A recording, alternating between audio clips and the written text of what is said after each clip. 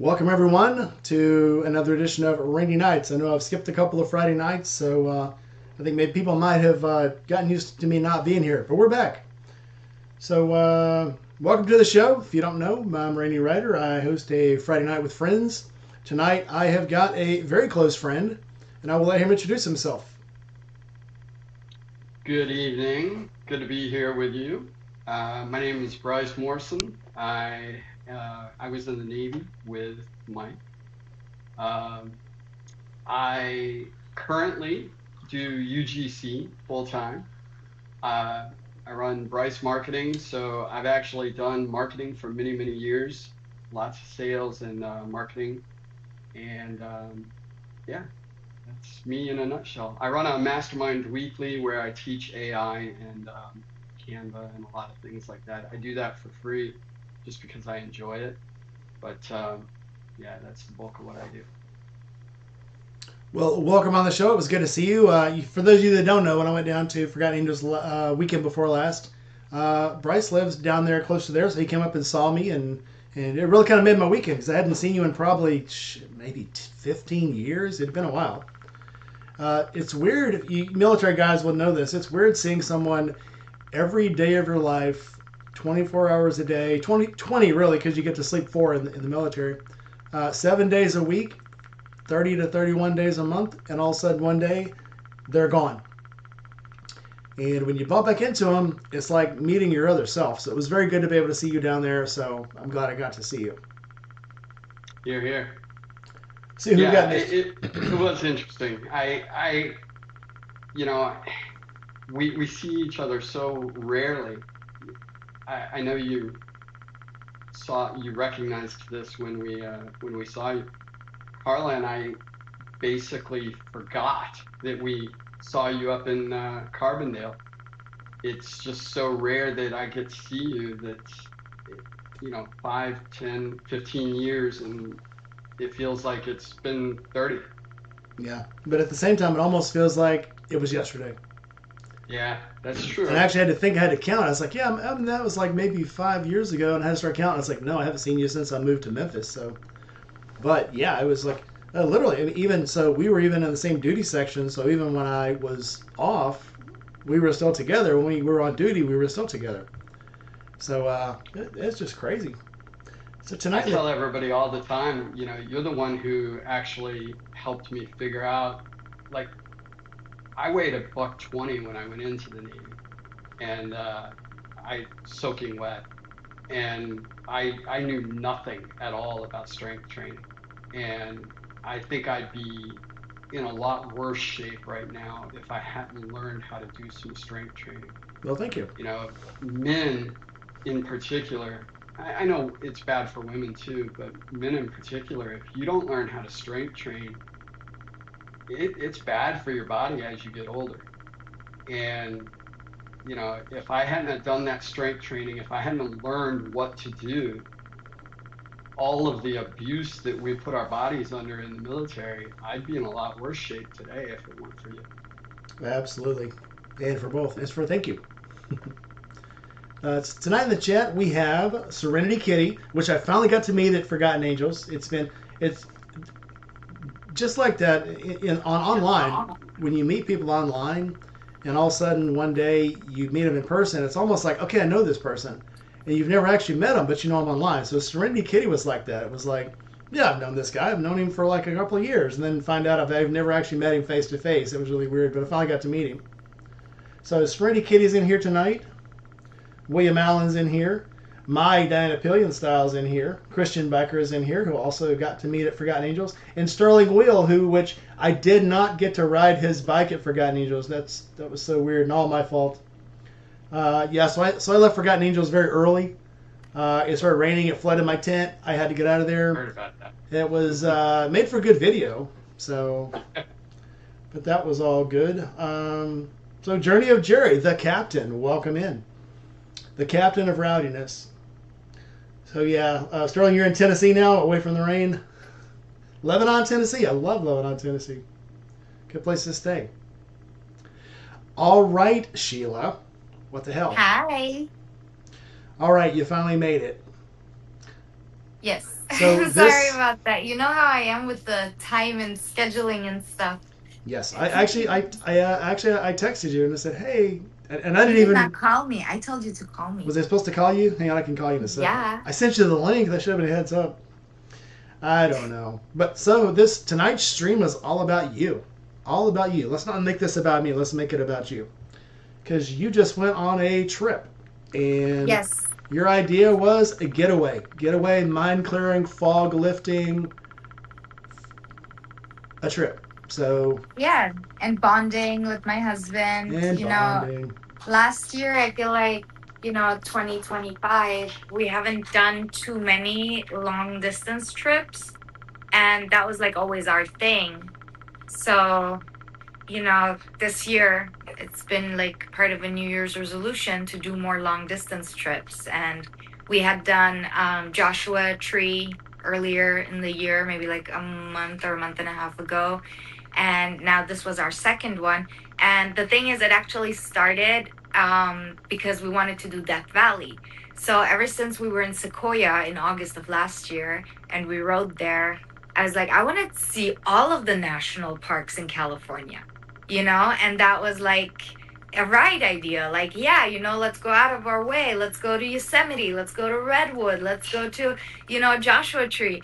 And so we were actually supposed to go to Death Valley. And it just ended up. So the first day we went up to Bishop and we just kind of chilled there. We went to Mahogany Meats, which is like my husband's favorite place for bacon. Apparently, they have the best bacon and they have awesome jerky. They have like buffalo, elk, all kinds of like weird jerkies that are also amazing. And so we went there, we went to like Shots Bakery, and then we were like thinking the next day, Death Valley, it's kind of hot. There's not really much to see. We don't really want to ride to a place that's called Furnace Creek. It's probably called that for good reason. Like Death Valley? Yeah, yeah. You go through Furnace Creek and you go into your death in Death Valley, you know?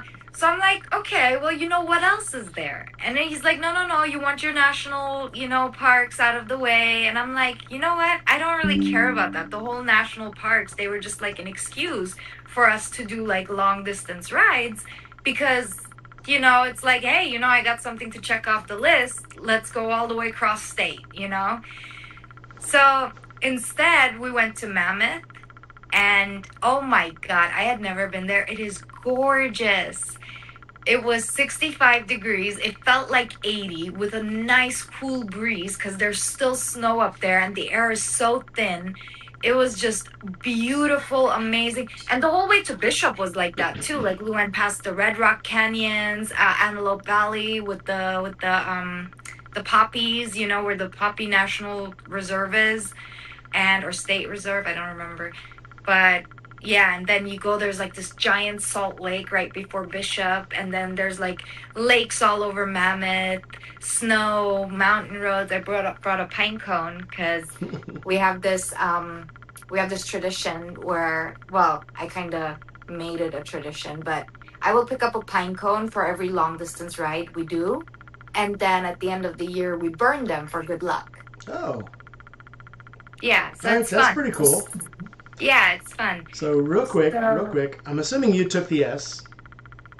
the S. Did you ride the S, the BMW? Oh yeah, yeah, yeah. I'm like, And is that a loop? Is that a canyon road? no, Like, your bike. So which bike did you take? Which bike did your husband take?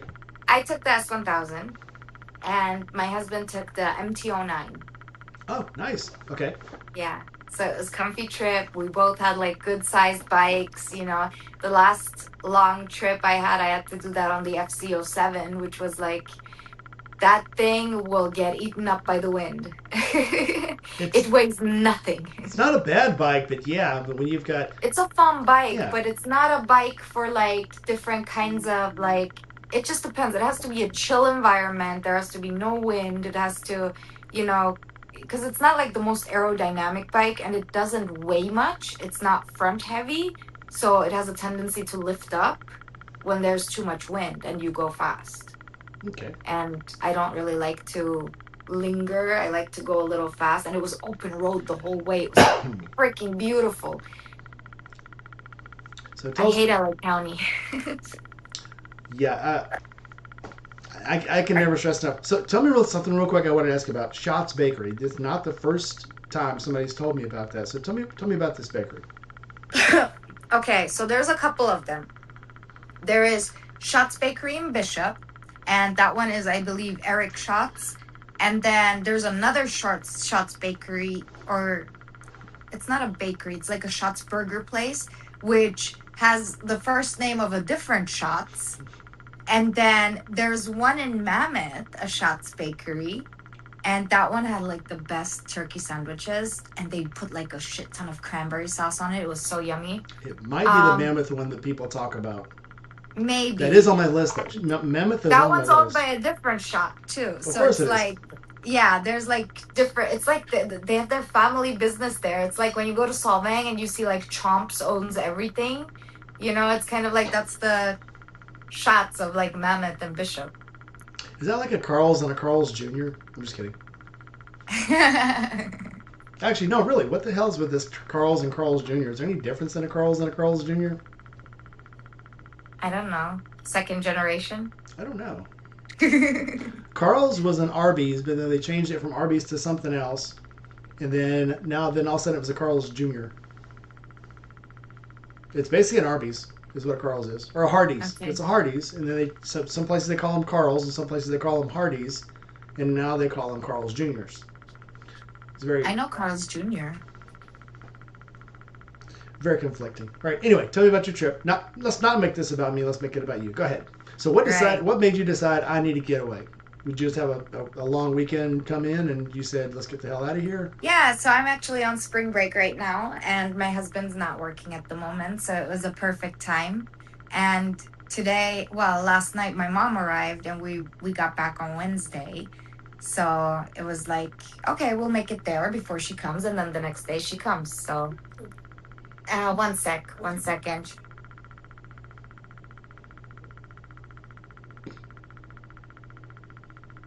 Sorry, so my mom cooked, and she's like, you have to come eat.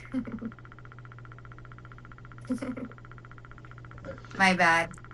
What was I saying? You were talking about what made you decide. So you were on spring break. Your husband is taking some time off.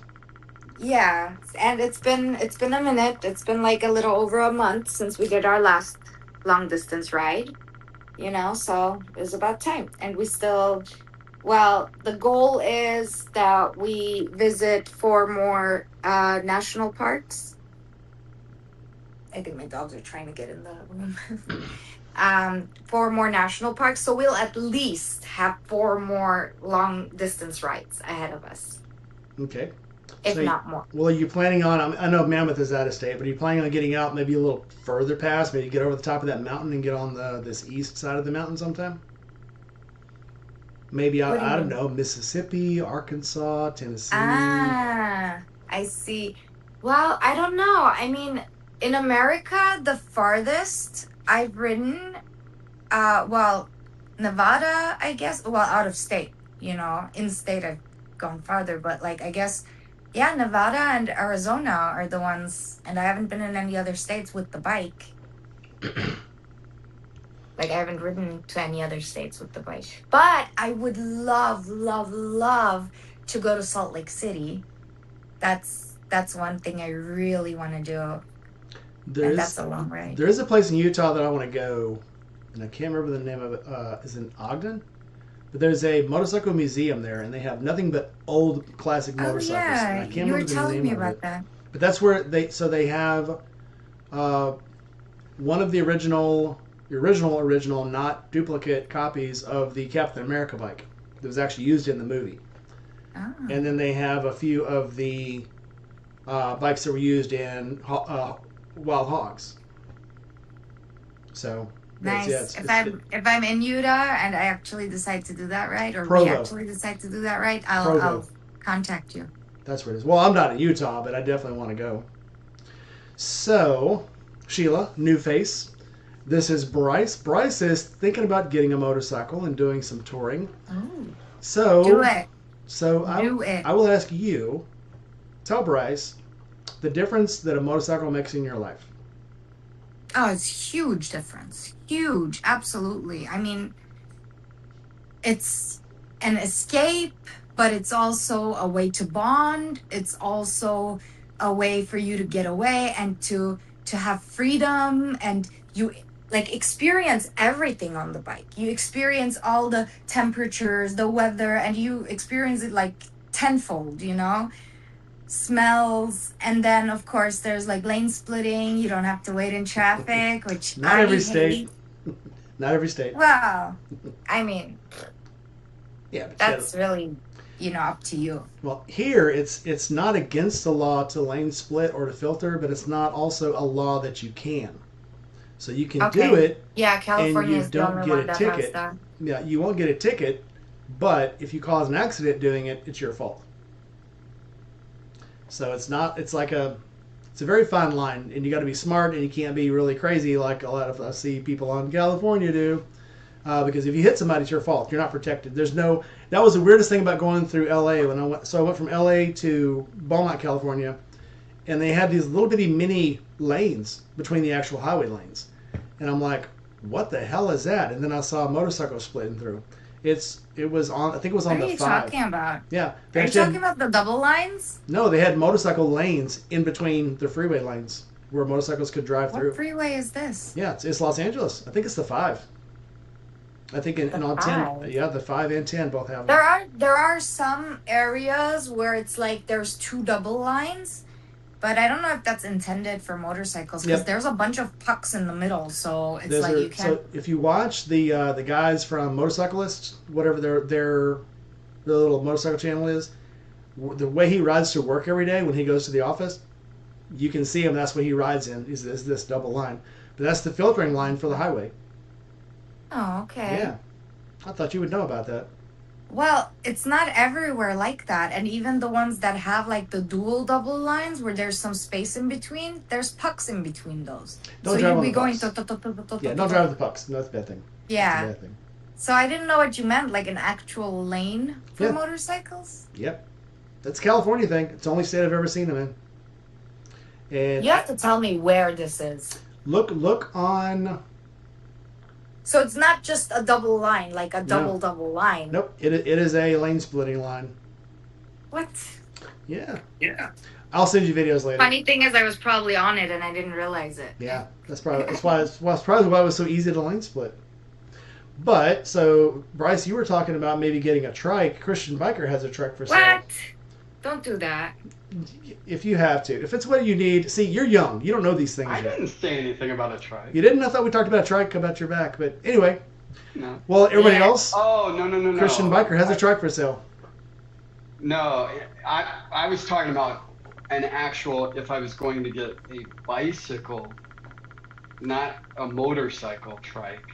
If Oh, I was no. going to get a bicycle, Oh. I might get a trike. No. And Sheila, what's wrong with No. a trike motorcycle? What's right with it? What's wrong with it? What's right with it? What's wrong with And it? what's the point of being on a motorcycle if you have to sit in traffic anyway? Here's what's You right can't with it. lane split with that thing. Yeah. Not all of us are going to go 100 miles. Here's the thing that's right with it. So once you get a certain age, and your hips start going out, and this is the reason I went from a BMW down to the Harley. The Harley literally had a 6-inch lower seat height. You have to accommodate yourself. I used to be that guy. I'd never get a trike. Trikes are for losers. Once your body starts giving up on you and your body starts betraying you, trikes look more and more acceptable. So yeah, I will absolutely say yeah. That's If fair. the day ever comes and I have to face getting a trike or stop riding, I'll get that damn trike. You watch me, because they're cool. Especially Fair. like before, trikes always looked a little retarded because it looked like a VW back, and maybe they'll put like a stretch weird front end on it. Now they make them straight from the factory. Harley makes trikes straight from the factory, and they look freaking awesome. So if that's what it took though to keep me on a motorcycle, yeah, I'd do it in a heartbeat. I don't want to think about that for another 70 years. Well, because see, not all of us live in Los Angeles where you can't, get around on the freeways. hopefully I'll crash before that time comes, before I have to actually be on a trike. I'd say where Hopefully I by that live, time. yeah, if the traffic, I'll well, die actually, where I gracefully lived on a in bike. Texas, if you had to drive less than 60 miles an hour, that was a traffic jam. So not all of us have to actually live where traffic's bad. And where I live now, traffic is pretty easy. So, yeah, if Yeah, it took here it, it's terrible. yeah, Yeah, I if don't I have had to worry to, about I that. absolutely would. Just shite.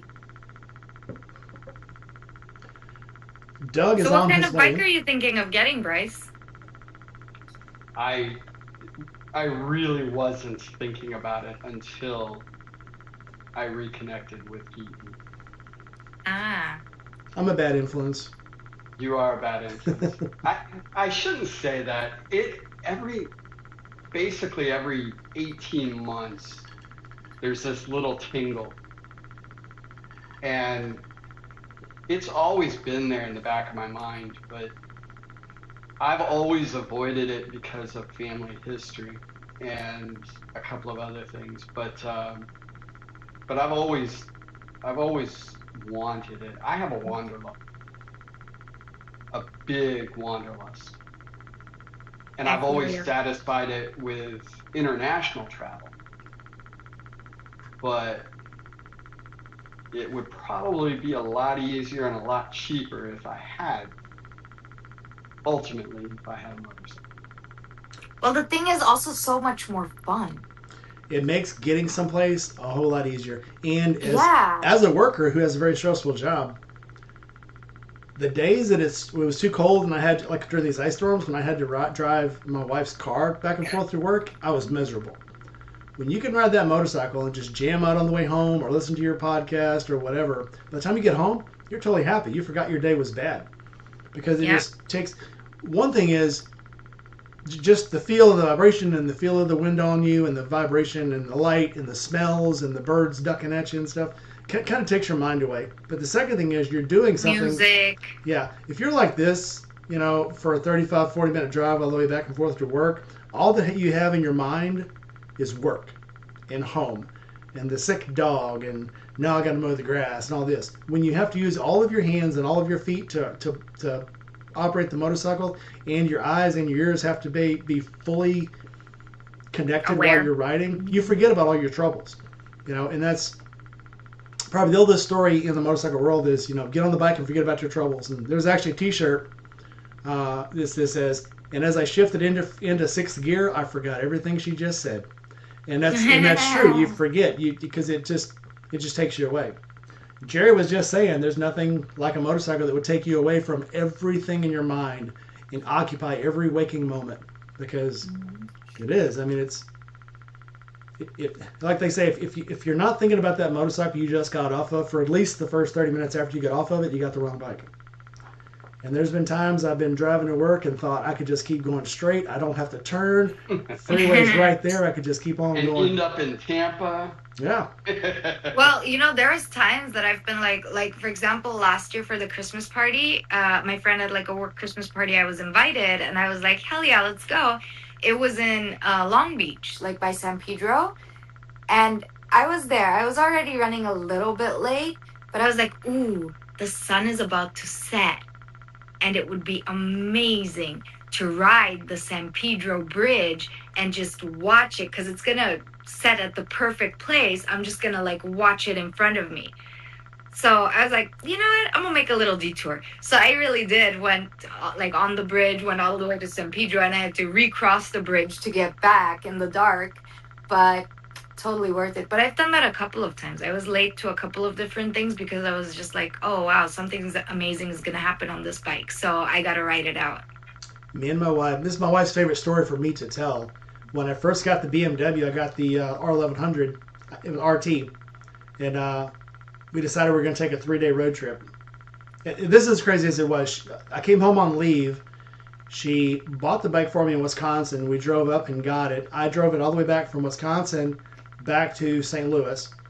Changed oil in it the next day. The next day, we took off and was going to go on a 3-day trip. Keep that in mind. It was going to be a 3-day trip. We didn't come home for like 7 or 8 days because we were going to drive out to Cincinnati, see the motorcycle museum because I wanted to see it. It's always been on my bucket list. And while we were there, we're like, hey, didn't we pass a theme park over here? Wasn't there like a Six Flags? Yeah, let's go to that tomorrow.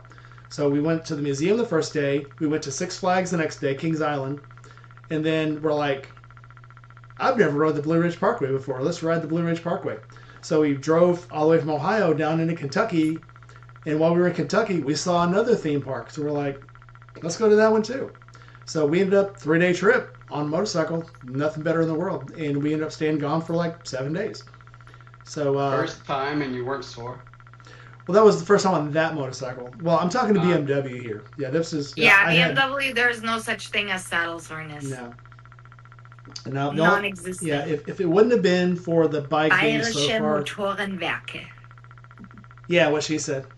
Farfignugan, yeah, Farfig Moto, yeah. But yeah, it's nothing like it in the world, and you don't want to get off. I mean, it's this bad. There's times when I'm on the bike and I'm riding, and I'm like, I really gotta pee, I really gotta get gas. Let me just ride a little further. I could ride a little further. There's an old Honda commercial where the dude's riding when the Honda Sabre first came out, and he's riding and he sees a restaurant up ahead, and he's like, I can eat tomorrow, and he just keeps on riding. So it really is like that. So Doug! Dougie Fresh. Oh, hey. Hey! It's like, oh, she hands it to me. Oh, you're the best. It's Best end of the week ever. Yeah. oh, you don't even know. I'm sorry about being late. I was doing chores. You look a little burnt. Have you been spending some time out in the sun? You do look Little red. Maybe it's the A camera. little bit, yeah. I literally, I just came out. I should actually wash over my face first. You're fine. Just came from outside doing a whole bunch of stuff. What's everybody been up to for shoot? It's been like 2 weeks. It's actually been 3 weeks since I've had a live. So yeah, I had to go It's to been Florida. more than that since I've been here. I mean, how long has it been since the last time I was in here? For freaking ever. At least 6 weeks. Yeah. Eesh. I gotta come more often. You Yeah, gotta stay on that's what she it. said. Sad. Somebody said something about bringing a bike here, but she hasn't made it here yet. Who could that be? Troublemaker. We were just talking about she's been on that bike. She did a 3-day trip on that bike, and she was talking about how comfortable it was, and it was so awesome. And she couldn't think of anywhere to go, so they just went to went to Mammoth. No, we had a place to go, but we changed plans last minute because we didn't want to burn in Furnace Creek. Yeah, but Mammoth is absolutely gorgeous. I was like, as I was there, I was like thinking, I could live here. Definitely I could live here. So gorgeous. I mean, anywhere you look, because there's no high buildings or anything, like there are no skyscrapers, so you just see the snow-covered mountains, Every direction you look, it's beautiful. There's nothing there but cactuses, Doug. Nobody wants to go there. Yeah, there's no snow cover. Well, there is snow cover, but you got to go really far to get to it. No, Nice. I do love driving through there. One of my favorite places, and it's not far from Doug, but Las Vegas has the Valley of Fire, and it's one of my favorite places to ride. Crappy thing. It's just like anywhere else. I lived there and never rode through it. I was there for my wedding, and that would have been a really cool thing to do, like post-wedding ride. Now it could be an anniversary ride. Yeah. Yeah. I like the way you think. That's an idea. You go put $5 in the Elvis slot machine, and then go take a ride through the Valley of Fire. I'm do a slot machine. I'm gonna put that on my list. Who only puts $5 in a slot machine? That's a joke I used to tell. So I actually had to fly out there for a job, which is also the first time I went through the Canyon of Fire. I went out to UNLV, put some signs in the stadium and out in the parking lot, and I went to leave, and they said, "Oh, you got to stay for a couple of days and watch the signs run, make sure they run during the game." So I'm like, "Okay." And so I went to go. I'd already turned my car in, and they're like, "Well, if you wanted to." Enterprise also rents motorcycles through Bob Drops What? Harley. Yeah. This was back in the 90s. This was 99 and 2000. Here's how long ago it was. It only cost me $50 a day to rent that motorcycle. Jesus. Yeah. So I rode through the Canyon of Fire. I had to be there anyway. Figure off if they need me, they'll call me. Do you ever listen to Matthew McConaughey's book Green Lights? No. He tells his story about renting a motorcycle and traveling Europe. Used to be on my bucket list. Yeah, used to be on my bucket list. There's no way to go to Europe right now. It sounds kind of like Mexico. The closest thing I did was Vespa in Italy. I think that's the closest thing I've ever come to, motorcycle in Europe. Bryce, were you with us when we went to Naples and we got restricted from renting scooters because everybody kept having wrecks? We were in Naples. Yeah. People kept What? wrecking the scooters, and the CEO said, "No more scooter rentals. You guys are a bunch of fucking idiots. You don't have the sense to be off of your tennis shoes. So walk or take a bus." I also remember that long bus ride after drinking way too much. What are you talking about? Well, you should What do already you mean? know anything they say don't do or don't go to. Those are the first places you go to. And the first Oh yeah, places- they'd hand out the restricted list, and I was like, "That place looks good. Let's go." That was Puerto Rico. Hotel. Well, I've got to go there. We You went end to up with the Chinese mafia half the night. Yeah. Well- Anyway, it's good times. Puerto Rico, and half of the officers' mess ended up in Hack. Exactly. Yep. They put the entire so all the engineers, which was the not the chief engineer because he was he's actually responsible, but the MPA, the electrical engineer, the OXO, and the DCA were all in, what was that place called? The Black Angus? Something like that. I don't remember. It was on the list. Anyway, it was so- on the list not to go to, and Shore Patrol went in to get some people they saw duck in the door. And when they walked in, the officers' mess was sitting there. All of the engineers and most of Deck Division was sitting in there. And Wait, where was this at? I think it was called the Black Angus in Puerto Rico, in Old San Juan. Oh, in Puerto Rico. Yeah. And Puerto Rico, pretty much the only place I ever went to in Puerto Rico was Vieques Island. I just No, stepped That was out. back when Roosevelt Road still was alive. yeah, we spent, and I'm not shitting you, if we'd go on a cruise, come back, we'd have 4 weeks for everybody to take leave, and then we'd go down to the Caribbean and do drug ops for like 3 months straight. Wow. And the only place we were stopping, we'd stop at Roosevelt's Roads probably once every 3 weeks, and then we might get another tour. We might go to like Martinique, we might go to St. Thomas, we might go to Jamaica once, but that was it. I don't remember any of those ports. Yeah, most of the stops we made were Roosevelt Roads. It's the only place that we I let just us in. remember Rosie. That's all I remember. I loved Roosevelt I Roads. It remember. was great. I remember everybody. I never actually went to the Bacardi factory, but I remember everybody else going there because I remember what came back on board. Yep. Well, the Bacardi factory, you could go buy an entire case of rum for $2 a bottle. No way. And people were I buying mean, I don't cases. drink, so it doesn't matter. But Yeah, like, people were buying cases. Well, the thing is, you had to lock them up in the fan room. We had an alcohol locker. So you could bring them back to the ship, and they had to go into the alcohol locker. Did they all get into the alcohol locker? Nobody checked. Just put them in the box. Oh, there were a lot of things we brought back, and they were like, what the hell? We did a Unitas cruise around South America, and people were bringing back rugs and stuff. And the XO comes up and is like, "Hey, are we spraying the rugs and stuff when they bring them on the ship?" And it's like, "Oh, are we supposed to? Yeah, you're supposed to fumigate them because out on town they have bugs and lice and whatever." So they laid out some of these rugs on the quarterdeck, started spraying them, and bugs were running out. I'm talking like body lice, and it was absolutely nuts. So they did the all hands and said, anybody that bought jackets, rugs, the backpacks, bring them back up. We got to fumigate them. There were so many running off onto the quarterdeck, they had them bring them back down to the pier to spray them because there was so many bugs in them. Oh, it was Oh insane. my god. See, Sheila, you did Naples. well by sticking with the Vespa. In Naples, at the top of the mountain, they have the castle. The where they make the silhouette of the woman. What's that called? In Famous- Naples, Yeah, there's the famous longshoremen's. silhouette of the woman. There was the longshoremen's hall, and that had. It's a famous. It's on brooches and stuff. Oh, I Anyway, don't know. I can't think of what they call it. Yeah, but there's a name for it. I can't remember what it is. I bought a couple of shells with that on there, and they were the really massive shells. Yeah. And I bought one for my wife and one for my mom, and I brought those back on board a couple of days after we got underway. Started smelling pretty bad. Realized there were still animals inside. There was still these marine life in shells. it. Yeah.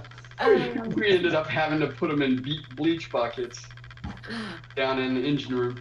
So Oh. here's one for you. We went on the tourist tour when we were in Rio de Janeiro or in Recife, which is Recife, Brazil. We took the tourist trip, and at the end of the tour, they will sell you guns in these nice little gift boxes. Well, in the gift box also is live ammunition and the weapon. And they were selling them for like $50 a box. So you're buying a very nice limited exclusive box with a pistol with 6 rounds of decorative ammunition inside the box. And they're bringing them back to the ship. Well, same thing again. Anything comes back to the ship, weapons is supposed to go into the armory. And again, here's the XO, because he's a snoopy little bastard. He's like, wait a minute, did anybody go on this tour? I heard they're selling guns on this tour. And they're like, oh yeah. So again, anyone who bought a gun at the tourist factory, you need to bring it back to the quarterdeck. We need to register it. We'll put it in the armory. And dudes were bringing up stacks of these things. Guys were buying like 5 and 6 of these things, these boxes of weapons. And so, yeah, it's a trip. You'd be surprised at the shit you can buy overseas for nothing. Well, Sheila, you've been overseas, right? You can buy shit for nothing.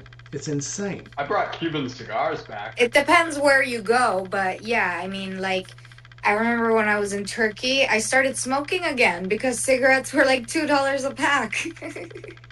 After 2 years of quitting, I was like, you know what? YOLO. When we were still in the Navy, cigarettes on the ship, 75 cents a pack. Jesus. You know, Vegas, I was in a club and I forgot my cigarettes. So I'm like, oh man, I gotta, go outside real quick, get some, but I didn't want to wait in line. And there was a girl in the club that said, you can buy cigarettes here. I'm like, hell yeah, that's awesome. Let's keep partying. It was 1 cigarette for $10, or I can have the pack for $40. Where was this? Vegas. Oh, Vegas. It's in Turkey. It's like, what? No, okay, Vegas. No. No, Vegas is a ripoff anyway. There's a reason all the lights can stay But on 24 hours a day. that's crazy. That's like... Pay for the convenience. You know who I pays? did. You know who pays the electric bill in Vegas? You do. Ah. That's why the lights can stay on all night long. The trick in that is use all the electricity you possibly can so you get in that next tier up so it's actually a lower cost. It's like that when you go to the casinos and you buy the bonus pack of chips, you get the free buffet for like 99 cents, or you can get the 99-cent steak and lobster. You're not paying for the steak and lobster, you're paying for the chips. Food is cheap, to be honest with you. Food's cheap. They want you to get in that casino because once they got you in there, that's why a lot of these casinos have like a 3-drink minimum. It doesn't seem like much, but you're paying $10 a piece for these drinks. You've already paid for everything you're going to take because everything else they're going to give you is cheap. Yeah. To them. Quick Shoe, welcome in. I just saw you in. Sorry, Quick Shoe. My favorite dude. All right, so Doug, tonight's theme is trips and how we can totally clear our minds by taking Not trips, that kind of trip. getting out on motorcycles. Yeah, legal trips. Okay, there we go. Yeah, now that could mean a couple different things, Trips. Trips. Wow, man, that's good. That's good. I remember one time when the ceiling was breathing.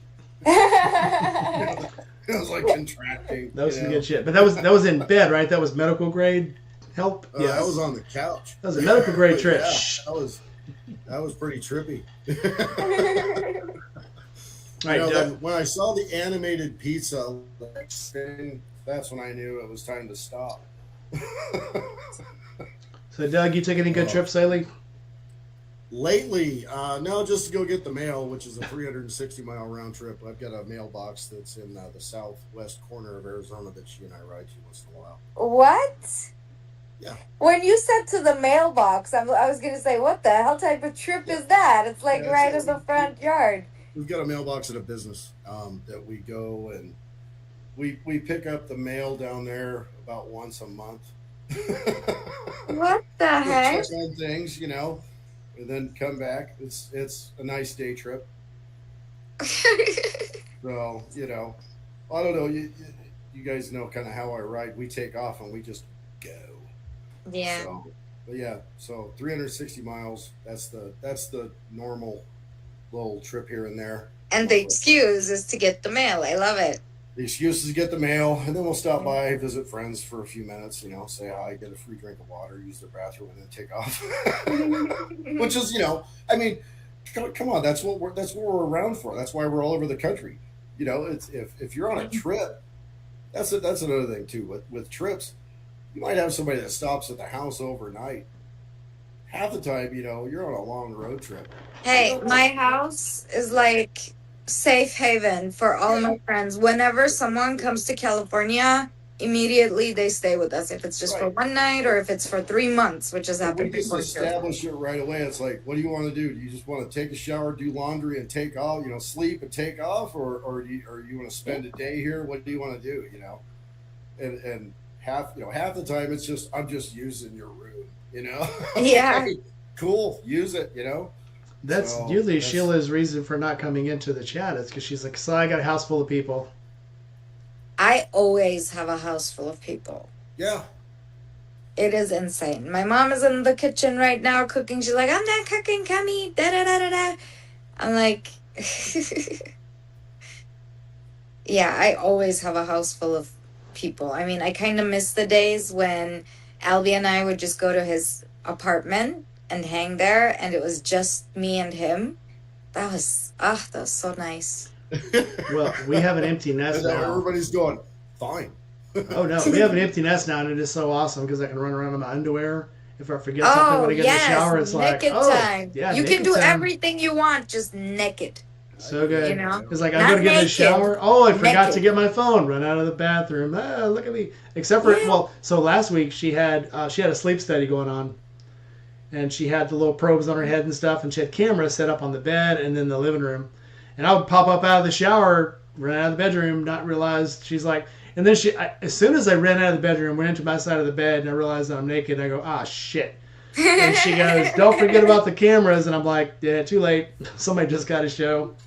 It's like I'm not used. That was the point of the cameras. Well, I didn't do the helicopter dance. Otherwise, if I had done it on purpose, there would definitely been a helicopter dance. But I was like, I came out. I mean, I did the dog shake. You got to get the water off. Charging elephant. Yeah. Got to do the bat slap. The fact that you laughed, now I know you. Maybe it was on purpose. I don't know. Wait, we're talking about. I don't know what you're talking about. Anyway. Switch the subject. Yeah, no, the last trip was that one. We just took a little short trip down to the southwest corner and of the state. Came back. I got a couple goals that I want to hit this year. One of them is Pacific Coast Highway. We're going to go ride that. Just had a friend of mine from Tennessee talking about flying out here. And we're flying wherever we're going to meet him at, and then him and his wife riding up with us. So we might do that. So you might see us. I was going to say, if you're going to be here, you let me know. I'll ride part of the way with you. Yeah, there'll be 4 of us. So I'm on the wrong coast. The dust. No, seriously, when is this happening? We're looking at like August to escape the heat. Once it gets to about 150, we'll get the hell out of here. August, escape the heat in LA? Well, if you want to escape the heat, come to Mississippi. It's only 100 here. Come in November if you want to escape the heat. No. It's escape the heat, trust me. Yeah. Once it hits about 115 steadily and 90 at night, we want to get out of here. So, but all right, well, let me know if you need a place to crash. I'll have a place ready for you. Okay. Well, in June, June 5th and 6th is Billy Lane's Sons of Speed. We'll be at Hohenwald Raceway in Hohenwald, Tennessee, on doing flat track races with vintage motorcycles, 1918, 1933 to 35, and 1942 to 45. They're racing, and it always blows up. So I went last year, and practice day was Friday, so they had all the bikes out there. They had the 1918 flat trackers out there. They had the 32s, they had the 36s, and the 45s. And the next day it rained, so they wouldn't let them get on the track because it literally is like gumbo. And I had it in a video. So these guys are getting these bikes out there, and I'm not shitting you. They're like $250,000 a piece because they're vintage motorcycles with vintage parts. They're a little bit customized, but they're mostly vintage. And Billy came out and said, well, we're going to have, it's rained out, but can the guys come in? They want the the VIP ticket holders to look at the bikes. You want to break out the bikes, start them for them, like, oh yeah, no, sure. So just like everything, you take a couple of bikes out and you start them up, and next thing you know, a race breaks out. So they're drag racing these bikes on the back strip in the grass and mud. Keep in mind, these are $250,000 machines with no brakes Oh my that are god. irreplaceable. You cannot replace these things. And they're drag racing in mud and dirt on the back field. It was spectacular. It was spectacular. Nothing like it. Awesome. Long story short, June 5th and 6th, if you guys want to see some cool vintage racing, come on down. I'll be in the back pits. I'll be doing some recording for Indy Ridge. So come visit. Be a good time to visit. If I And ride all the way to Tennessee, make sure I put in a shameless plug. if I ride all the way to Tennessee, I'll be looking for a pair of boots from Indy Ridge. If you ride all the way to Tennessee, I will get you a pair of boots. I promise you. Hey, me too.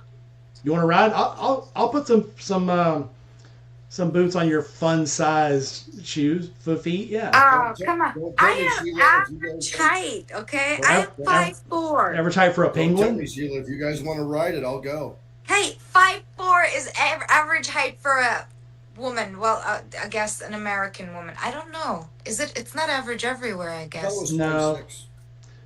Yeah, 5'7" is average height for you're doing great for an emperor penguin. Oh, 5'4" is the perfect size. screw you. What? I'm not complaining. What did you call it last night? Fun size? Pocket Fun size? size. Yes. Travel size? Travel size. Well, yeah, at 5'4", Be in when your you get off the pocket. bike, just hold on to my leg as you're getting off, and then stand up. I can put you in the luggage. You'll fit perfectly in the side bag.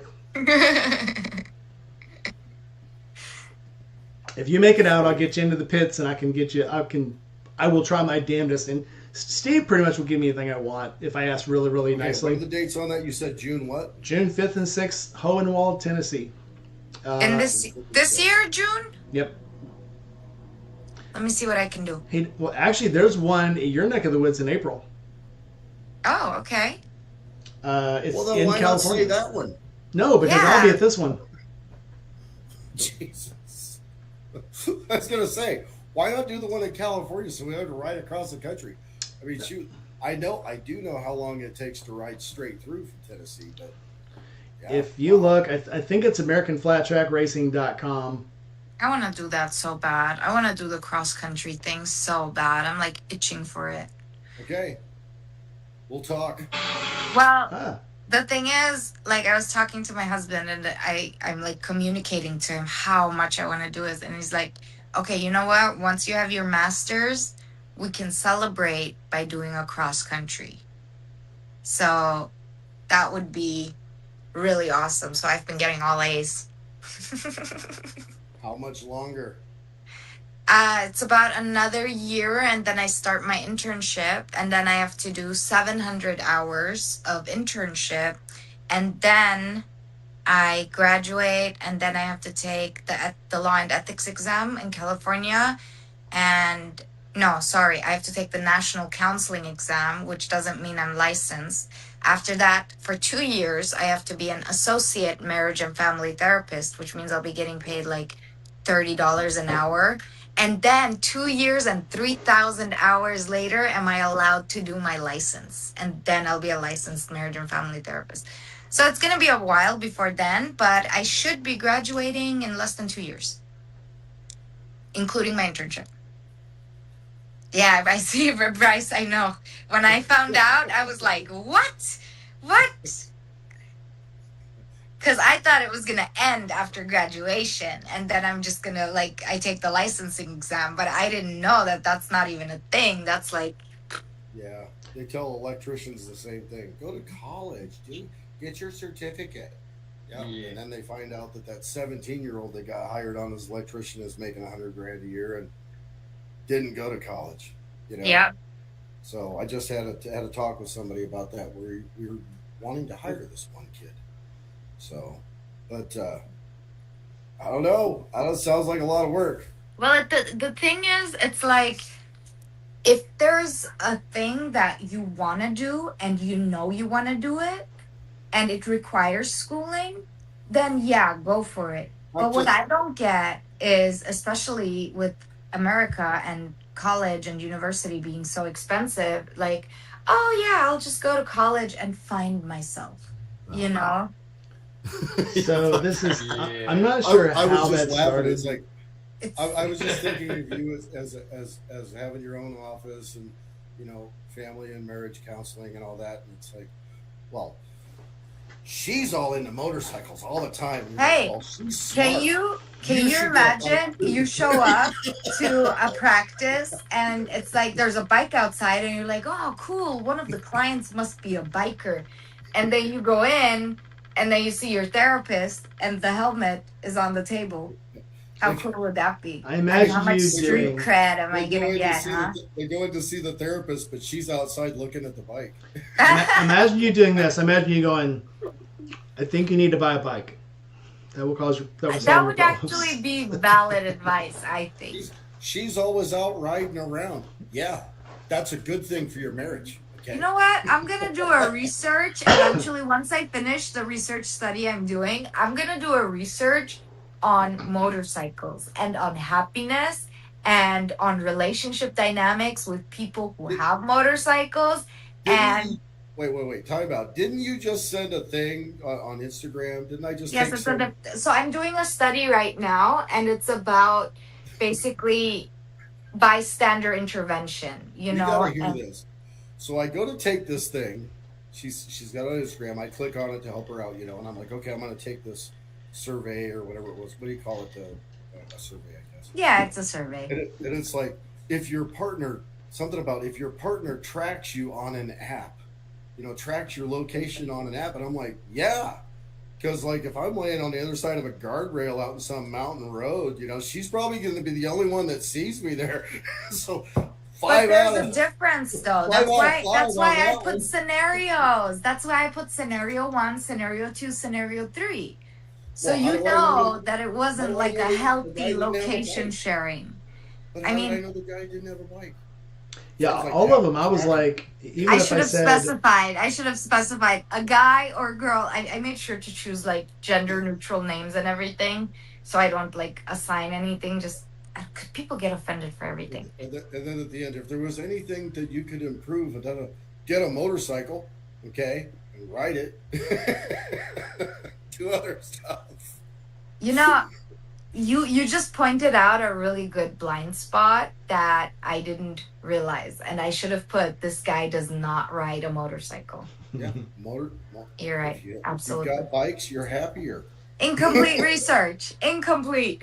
all right, Sheila, how Well, if far you are got a you bike, from you're happier Ventura? because it's just like Randy said. Everything that when you go for a ride, you've got to focus on what you're doing. All the other crap leaves your brain. It's perfect. It's when that other crap starts getting in your brain. That's when you're like, oh man, I got to stop. What the Yeah. heck's wrong with me? I'm feeling So, attacked. yeah. If it wasn't for bikes, I wouldn't have been able to do the last 10 days straight for work. Yeah, I hate it. So I actually quit a job because I had to start riding in a car to go to work. Yeah, I remember you told me that, right? I had a job that was an hour from home, and I didn't have to be there till 7, so I'd leave home at 6 o'clock in the morning, rode through cornfields and soybean fields and rice fields all the way there. Loved it. On the way back, all there was cornfields and pine trees, and I loved it. Winter rolls around, and it snowed, and it got icy, and I started driving the car. I hated it. And all of a sudden, it wasn't just a job I got to and I was at, and then I get to ride for an hour. Now it's like, I hate driving this place. I hate this place. Yeah. The people smell bad. All the people are ugly. I hate this place. And I quit that job and went back to the job I had before because I could not stand being in a car for that long. It Yeah. was insane. I get it. I totally get it. I mean, like, I went to the vet in the valley, right? And because my friend had told me that they have like a cheaper service there, but still like really good quality. So I went all the way to the valley in the Jeep with the 2 crazy ass dogs in the back, just barking at everything and anything, trying to get in the front, trying to, just like they are chaotic. Anyway, So I go there only to find out that it's the same price that my regular vet clinic has here in Downey. So it's like I could have totally spared myself the 2.5 hour drive that I could have made on the bike in 40 minutes. And yeah, and not just motorcycles. Like so, Jerry's pointing about he had a job that he has a Tuesday night is his bike riding groups, and he got a job that interfered with his bike riding, and he's like, I'm done. And it seems like a very out there thing, but it's like no, you don't. If there's something that keeps you sane, that keeps you stable, that keeps you from stabbing everybody you meet, it's priority. You need to keep doing it. You need to do whatever keeps you sane. Yeah, that's when it gets upgraded to like that's priority situation right there, and I totally get it. And to those who don't ride, they will never get it. But to those that love it, are passionate about it, commute for rides, ride as much as they can, it's not even a question. It's just common sense. Every 2 weeks, I look at my paycheck and then I start laughing, and I can't believe that they pay me that much. Oh. So I will be a completely insane psycho and still make it. Well, there's things that make it worth it. You can't ride to work anymore. You know what? I'll just not be a happy person, but every 2 weeks I'm going to smile and buy more bike parts. Yeah, there's things that make it worth it. Just like having a job that you can ride the motorcycle to, the motorcycle makes it worth going. If that was to change, the job wouldn't be worth it anymore. So Shiela, real quick, how far are you from Ventura Raceway? Oh, I don't know, not that far. Let me check. Can you see me still? No. No. That's fine. We can hear you. So that's where the next race is going to be for the Ventura Short Track. Will be at the Ventura, California Raceway.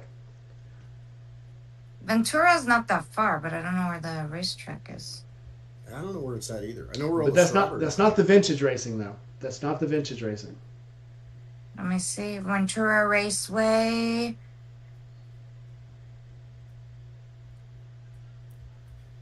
Yeah, it's not that far. They do short track racing. There, I'll meet you there. I won't be there. Yeah, my wife actually thought I was going there, and I was like, "What are you talking about?" She goes, "You flagged yourself as going," and I was like, "I did." It's like, no. Doug is ready to go. Yeah. I love it. Down to clown. Ventura Raceway. Let's see. Yeah, the next. Let me look up Sons of Speed and see when the next. 6 hours and 27 minutes. So that's what 4 hours from here. The math adds up. That's an easy shot too. Hey, Rainy. Yes, ma'am. So my mom is still waiting. I think I'm gonna have to dip early today. All right. Tell your mom. So what's your mom cooking? Is she cooking a good German dish, or is that? She's making sea bass. She does such a good job with this sea bass. It's like sea bass and rice, but she makes this like sauce with these bean-looking green things that are delicious, but they're not beans. They just kind of look like beans. Huh? Or not shallots, capers. I have no idea what they're called, but yeah, that and just lemon, and it's just so yummy. Every time she comes now, I'm requesting that dish now. And I'm not even a big fan of fish, but that specific one is so yummy. Yeah, so I'm gonna go. I love you guys. I will send you the I'll come back Sons of next week Speed. to make up for the short little, dip in. I'll come by next week again. Okay, next week you have to come up with the theme. What? Tell me about Wednesday. I came up with the theme this time. You get to the next one too. Hi, Carla. Okay. Let me think. Okay. All right, I'll come up with something good. All right, I'll send you the Sons of Speed, the next one they're going to be at, which all right, cool. May also be in California. Bye, guys. Love you. Bye, lady. See you next time. All right, Carla's here. Everybody welcome Carla. Yeah, Carla brought me over here. All right, I will look up Sons of Speed later and see when their next was. It's absolutely going to be June 5th, so I would absolutely be there. other trips. We're gonna do the. We're gonna run up to was it Monument Valley, which I have never been to. I live in Arizona. I've never been to Monument Valley. So I have never been past. I've rode on the other side of Texas, but I've never rode from where I was to the other side of Texas. So I've gotten a bike and I've rented a bike in New Mexico and in Vegas, but I've never actually rode there from here. So I've not had a cross country trip. So that's definitely on the list right after I win the lottery or they pay me a whole lot of money for this house I'm selling. One or the other. Well, we'll see when the market goes back up what we can do. But we're definitely planning PCH. I mean, yeah, I want to avoid California, but hell, PCH is, half of California. I'm just afraid of getting locked in. Yeah, you're just gonna have to skirt the shore, and if they come for you, just drive off into the ocean. Yeah, that's it. And swim back. Well, like I said, it's escape the temperatures here, so it'll be a good excuse to get out of here and run the coast and keep the cool temperatures along the way and get up into Washington State. There's a couple of people I want to see up there. So yeah, there's people all the way.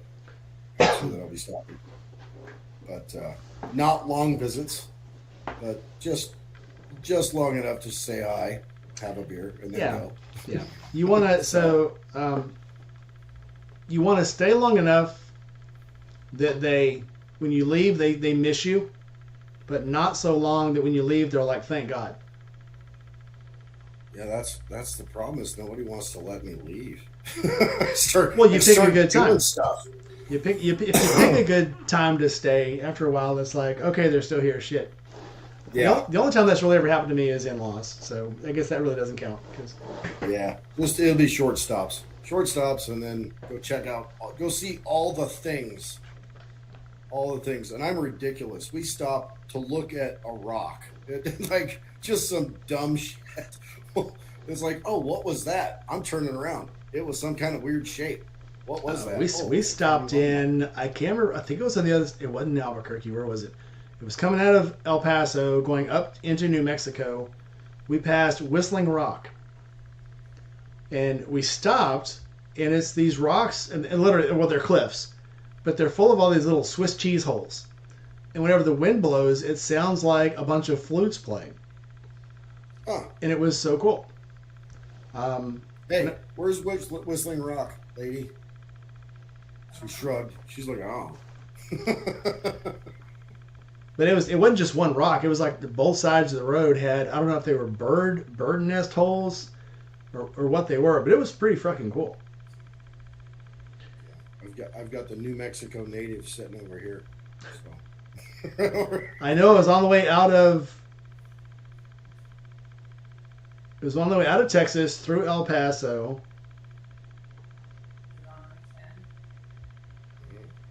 Is it on I-10?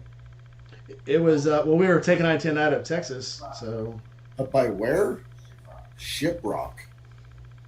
Okay. By Monument Valley. Okay, yeah. Well, when we do the Monument Valley Road, we'll cruise over to the Whistling Rock. Back at the Death Dog. We'll have to take like a 4-day to do that. On the Navajo Reservation. We'll stay at your sister's. Okay, this says it is between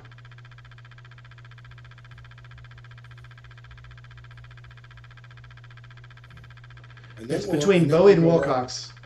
We'll come down through New Mexico and stop at Pizza 9. It's my favorite pizza place ever. Oh my God, the couple that owns it is awesome too. Okay, it says it's between Bowie and Wilcox. All right. On I-10. We might even do video of that one. Not far from Saguaro National Park. Now you know. The only Saguaro National Park stuff that I know of is southern Arizona. Yeah, this is right on I-10. Yep, it is southern Arizona. It was on the way to Phoenix, because we were on the way to Phoenix to see a friend of mine. Okay. All right. Are you She's looking at it right now too. I think it was before we got to Tucson. Okay. Are you looking at it, staying quiet? I'm looking for it. It's taking some open. Weird. Okay, yeah, her map keeps taking her to northern Arizona. Hmm. Didn't you grow up in southern New Mexico? Yeah, like right down there in that area. So, Bryce, while I got you on here, you worked with a cruise company here a while back with some trips.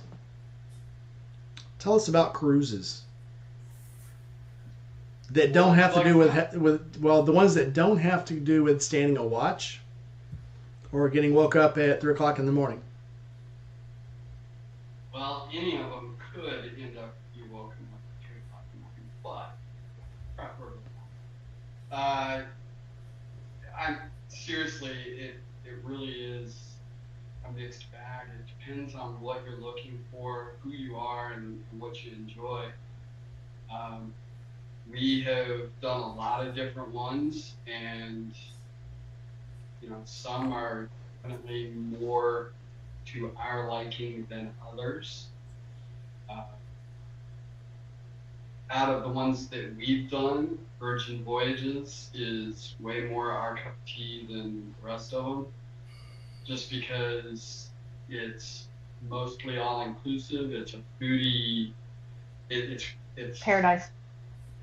all of the food is way better and all included. Lots more options, and even the staterooms the cabins are way more decked out and more options, so it's nicer to, if you just want to stay in your cabin and relax, it's nicer. But yeah, it just depends on what you're trying to do and where you want to go. Some of them have better itineraries than others. So if you want to do an Alaskan cruise, Princess tends to have some of the best itineraries for Alaska. So, that kind of thing. So for an Alaska cruise, Yeah. for an Alaskan cruise, somebody like me who doesn't like the cold, what are my options? Can I actually stay warm inside the ship? Can I do things to keep me warm? Or do I have to go outside and freeze my ass off? Yeah, so Alaska, that's the thing. You can't even go to Alaska if you're going on a cruise. You can't even go to Alaska when it's winter. You can't go when it's cold. So we went in, August? Yeah. And I sat on the balcony one day for well over an hour with my camera I'm on. getting sick of your dog. And just hung out there watching because I think we lost your microphone. Oh, she took off with your microphone. Oh, sorry. I just thought the dog needed to go out. I was I like, didn't realize that was the only one that here. Take that one off. I didn't realize that. So the that's the only one that we've ever been on where the balcony actually made a difference for me.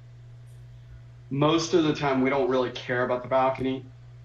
Inside cabin is fine. It doesn't matter because most of the time we're doing things throughout the ship, so we don't really care if we go out to the balcony. But in Alaska, the balcony was super important, and I really was excited to sit out there on the balcony and enjoy that time.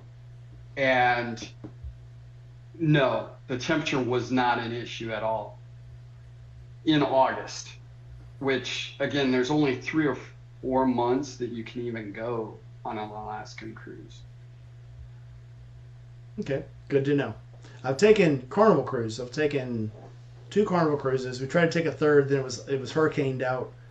But yeah, the excursions, big part of the trip, and just like you say, the cabin, we were really never in it except unless we were sleeping or showering to get ready to go out that night. So, and it had a porthole, But that was just to make sure that you can look outside and see if the sun's up yet. See how much longer you can sleep. Yeah. It was Yeah, weird being on a ship, not getting woke up in the middle of the night, not actually hearing the generators under your freaking feet. yeah. So yeah, it wasn't too bad. I do want to go back and I want to do a cruise tour, which that's one of the reasons why I want to do Princess, because they're the best at the cruise tour, which all that means is it's land and sea. So you go either in or out, and once you're in Alaska, you jump on a rail and you go and stay in a hotel on land, and you get to go and experience a lot more of Alaska itself. And it's just way more immersive. And I really want to do that next. We did a dreams resort in, I want to say it was Cozumel. Oh no, it was Puerto Vallarta. No, it was Cozumel. And we stayed. It was an all-inclusive resort. We were there for 5 days. They had everything you could really do. They had 5 restaurants in the resort. They had 6 or 7 pools. They had bars in the pools and up on, on the mainway. And then they took tours out on town. We did the Highline trip. What was it? The jungle zip line tours. We did some shore excursions, but pretty much everything there was to do, you could do. They had rock climbing, they had parasailing, they had jet skis, they had fishing trips, all directly at the hotel. Yeah. And it was really neat. So yeah, excursions, yeah, if you can get it all inclusive, that makes all the difference. Makes it so much better. When it comes to that, you're stepping up to next tier cruise lines. So you're looking at more like Crystal and those level. You're not looking at Carnival or Royal Caribbean or even Holland America or Princess. None of those are going to include any of the excursions. You have to go up to the higher levels to be able to include the excursions. But once you do, then you get into some really interesting things. Diana says it was Puerto Vallarta. Yeah, I'm really interested in doing some of those too, because like Crystal, they will actually take you to the market and do the shopping for the meal that you're going to help them prepare. Oh, And then, no, I don't want to cook. well, I mean, you don't have to, but that is an excursion. But that's what we like. We love to cook. We're huge foodies. So we would definitely enjoy doing that. Yeah, I love cooking too, but if I went out, this is our Puerto Vallarta trip when it was 5 days long. I think the third day was when I realized I had been drunk the entire trip because they wanted you to sober up before you went on the zipline tour. And when I sobered up to go on the zipline tour, that's when I realized I've been drunk for 3 straight days, which was awesome. It wasn't awesome because that's all of a sudden my 3 days of drinking caught up to me. Yeah. And it was, I had a rough morning. Once we got on the zipline, I was fine. But it was like, let's not do this again. Yeah, this is too late for college antics. But it was fun though, absolutely fun. Yet another reason not to zip line. No, the zip line was great. She's not, yeah. Nope. Well, they start you on I'll go babies. zip lining with you. She can stay back. Yeah, they start you on baby zip lines. The first zip line I think is only like 20 feet. The next one is 50 feet. The next one's 100 feet. And the first one's only like maybe, 10 feet off the ground. As you go, they just get higher and higher. And the last one, I think they said it was 2,000 feet. But you're in the tree. The zip line goes into leaves. You can't see anything past it. You bust through the canopy, and then all of a sudden, you realize you're about 800 feet off the ground. And looking in front of you, you can't see anything. It looks like you're just going to disappear into a tree. And as you zip along, you get closer to the canopy. As you get closer, there's just a little hole in the canopy for your little body to zip right through. And then you hit the spring, and it cushions you, and it slows you down. But, they Best baby one you I've up. ever been to. Yeah. Best one I've ever been to was actually in the French Alps. And it was a full ropes course. So it had the logs that you walked on and they moved around and everything. But it had lots of zip lines as well, including one just like what you just described. And the best part about that was they gave you a nice long lesson about how to use the equipment, but then you were on your own. Yeah. You didn't have any babysitters at every entrance and exit to each platform. You just went. It was They nice. did there. They were catching you when you hit the tree, because I remember her boss's wife did not want to do it. And they basically, it's like, okay, well, if you're not going to do this, there's no way out of this tree. So you either ride this thing to the end, or we're going to leave you in this tree. And Wow. whether that was true or not, can't tell you. But they motivated her. Yeah. And then when they got to the end, you're 100 feet up in the air, and they're like, okay, we're going to get to the ground by rappelling, so let's go. And she's like, we're going to what? Yeah, you're still 100 feet off the ground. So you had to rappel to the ground, which, were you on the ship with us when we had to rappel down into the stacks to do the stack inspections? And they had to teach us how to rappel? I don't Oh, remember. no, that's right. You were in GSE. We're in Maine 2, and it was me. Smith was in Maine 1. So it was me, Baker, and what was his name? Basham. We had to learn how to rappel, where we could do the stack inspections. We went up into the hi-hat, tied off in the hi-hat, because it was going to take them 2 weeks to put up scaffolding inside the stacks. So we learned how to rappel in the stacks. Nice. Yeah, it was pretty cool. We had to go to a training course out actually in Little Creek, and they taught us how to rappel, because that was That's cheaper. cool. Because that was cheaper than having SEMA come in and build us a scaffold inside the stacks. A lot of fun. Doug, you're being quiet. I don't do cruises. I didn't think I would like it, but it was pretty cool. It's a lot better when somebody else is taking care of you. Yes. But you know what? I always And- slept better on when I was underway anyway, so I knew I was going to love it. That's because you're only sleeping 2 or 3 hours a night. Of course you sleep. I It did prefer rock you to the- sleep. I prefer the resort route. I go to a resort and I can go where I want to on the motorcycle. The resorts are fun, and again, that's So Bleak's always talking about going to Medellin and getting motorcycles. I don't know if it's a good time to go to Medellin or not. Probably not. I don't think there ever really is a great time to go pretty much anywhere in the world other than maybe Australia. So I guess we'll just go to Arizona. Fine. yeah, there is I no loved great time Australia. to go. You just go. And Australia was nice. Yeah, Australia was a good time. From what I remember of the orphanages that I volunteered at in King's Cross, yeah, good times. But I don't know, there's people I know people that like cruises and stuff, and it's just not my thing. Everybody has their thing. I don't fault them. I want to do an all-inclusive resort. I just have never done one. Yeah, I don't think I'll ever do another all-inclusive, just because a lot of the stuff that they do, I'm just not interested in at all. Yeah, I would rather. I'm not sure I am either. That's why I haven't done one yet. Because the one thing that I am interested in is food, and the only ones that have the really good food also want you to pay this huge price tag because they want to include all the high-end alcohol, and I don't drink like a teenager. Yeah, Dreams wasn't that way. It was actually pretty cheap. Again, you're in Mexico paying for Mexican booze. Now the souvenirs were expensive there, but the food, the actual stay, the hotel was really nice. Don't drink the Cokes in your room. Go down to the restaurant if you want Cokes. But which they had the very bougie little Coke bottles that were like $5 a piece.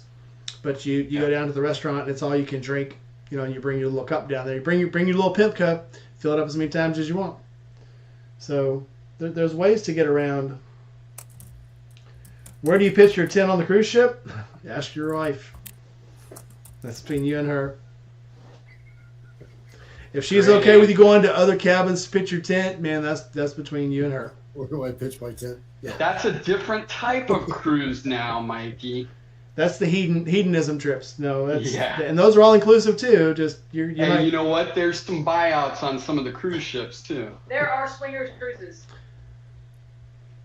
I'm Wow. I'm okay with leaving those behind. That was quick. She's studied. People have, well, we There are travel- swinger cruises. We owned a travel agency. People ask. Yeah, There's it also, happens. there's also nudist cruises in case you're interested. I only go nude at home and in hotels. I would And when they're doing a sleep study on your wife. yeah. So I would like to do like the motorcycle trips, the motorcycle cruises. Those seem cool. Nude? Not nude. I could not. Side note: these Dykes on Bikes cruises Wait, what? that in the parades. I don't know how they do it. Women, I guess it's okay. I mean, maybe they don't have the troubles that guys do with shifting rocks and whatever. But no, could not ride a motorcycle nude. Would not. Does not seem fun at all. My luck, I would get stung in the wrong place. Yeah. I mean, there would be swelling, and that would be cool, but no. No. Find a silver lining. There would be a soreness there that You just pitch a crooked tent. kind of ruined the whole thing. Crooked tent. Serenity A Kitty new says. nickname. Serenity Kitty says, Okay. "What's the wife?" For vacation spots in the world, I mean, yeah, there's a lot of them, and cruises in them all, but shoot, you can go flying all the Caribbean islands. You can hit St. Thomas and all that stuff. Yeah. If, instead of spending the money on a cruise, I would rather go, hey, you got a plane, right? Yeah, let's fly. Well, the plane trip down to Puerto Vallarta, and this seems like a joke. It seems very cliche, but on the way back, they put us on a carrier jet that had goats and chickens on it. I shit you not. The plane we were on also had livestock on it, and it was like something out of one of these cheap midnight movies that some guy's stuck in South Africa or South America, and the only flight he can find is one with chickens and goats on it. We were on a top line flight. These are a bunch of rich people flying to a rich resort, and we're flying with goats and chickens. Literally every one of my neighbors has their own hangar behind the house. It's like, hey, you got a plane, right? Let's fly to St. Thomas. I'll cut in half the fuel. If that's an option, shit, yeah. Yeah, it's one of those things. It's like, no. But realistically, if I'm going to go on a vacation, and I hate to say this because I hate promoting California right now, but Coronado's awesome. I mean, shoot, you know this. You were stationed down there too. I was stationed in Coronado forever, and it was the best ever. Used to live in town. They've got that Marriott that's off of 2nd Street in Coronado that had a live film. Oh no! Hell, just right go to the outside BOQ. outside the hotel. Go to the BOQ. Put in for travel. Say you're a traveling bachelor, you can stand there for $10 a night. Yeah, and even North Island has that. There's the hotel that's on base. Whatever it is. The lodge, Navy Lodge. Well, the Navy Lodge is like $80 a night. It's not the greatest, but it's a lot more expensive too. Yeah, it is, but it's right on the beach. Then that Marriott that's down there, like I said, the one on 2nd Street that overlooks the bay. Get a 2nd floor room overlooking the bay. Shoot, you can leave the door open all night and watch the boats go by. It's pretty cool. So, not that I'm promoting it, but it's a great place. I've stayed there before. So, and there's a lot of secrets to it. You want to know the secrets? Let me know. I'll tell you all the secrets of Coronado. I want to know all the secrets. Yeah, where to get the sand dollars? Well, I'm trying to remember where was it? I think it was Point Loma. Okay. But when you get down there, at the very end of the street, as you're on Coronado, you keep driving, you pass where all the RV park is, and the boat lockup and all the. Yeah. You keep going. There's a green little restaurant that they sell the football-sized burritos. Okay, that's the one on the left. The first place that when you come in on Imperial Beach. Yes. It's the first restaurant on the left. Yeah. Yeah. Window. And we would go there 2 or 3 times during the week. Of course, you get your daily per diem, and you buy a bunch of bananas and bread and peanut butter, And then at least one night a week, you're going to go eat at the Cornado Pasta House. Was it called Cornado Pasta? And then you go to McPee's. I always hit the Coronado Brewing Company because it was right across the street from my house. So, but yeah, there's the shoot down there in Venereal Beach. There was the burrito place. The funny part, the best part about that was like you get to work on Monday, go do your workout, whatever, take off, and then by like 7:30, 8 a.m. there was always like 2 or 3 government, military pickup trucks and cars parked out front because they're all picking up burritos to run back to the basement. I was like, oh yeah, use their gas. Yep. So, It's yeah, good times. I used to do that up when I was up in Chicago. There was a place down in Waukegan that made burritos, and I found it by accident one day. I just left for lunch, figured I'd ride around, and I found it, and I came back, and they're like, "Where'd you go?" And I said, "Oh, this burrito place." They're like, "Oh, tomorrow get us some." And so the next day I went back, and it was a little bitty shack. It was called Taco Parada. And the next day I came back, and I was like, "Hey, can I get like 3 of these things?" He says, "Yeah, sure." Came back the next day, I was getting 10, and the next day the guy's like, "Just call me." And so we started calling our orders in, and we go down to pick them up. And the old man that ran the place, if he saw me coming up to the window, he'd push his son aside. "No, I got this one," and he would make them extra good. It was just, dude. I mean, they went from, obviously they had a good business running, but we kept them stacked. It was a good time. I actually got out of a ticket one time on the Strand because I told him I was going down to the burrito place. I was on my Heritage Softail. he came up alongside me to pull me over. I was like, "Oh man, I didn't even see you," So I pull up. He's "Where you headed to in a hurry?" I said, "The burrito place right down here." And he goes, "Yeah, they're pretty good." Like, "Yeah, you should get one." And he's like, "I'll follow you." Okay, if you can keep up. I'll follow you. Turn your lights on. He jumps on his bike and followed me down there. We ended up shooting the shit for like 15 minutes. I love a happy ending. Like, oh, that's a pretty good idea. So shoot, that was a long ass time. Wow. Christian Biker, thanks for coming in. Everybody wave to Christian Biker. Hope you had a lunch up. Yeah, good times. Shoot, there was quite a few days. I like I said, when I was active duty, I was at the amphib base based out of there for a little over 8 years.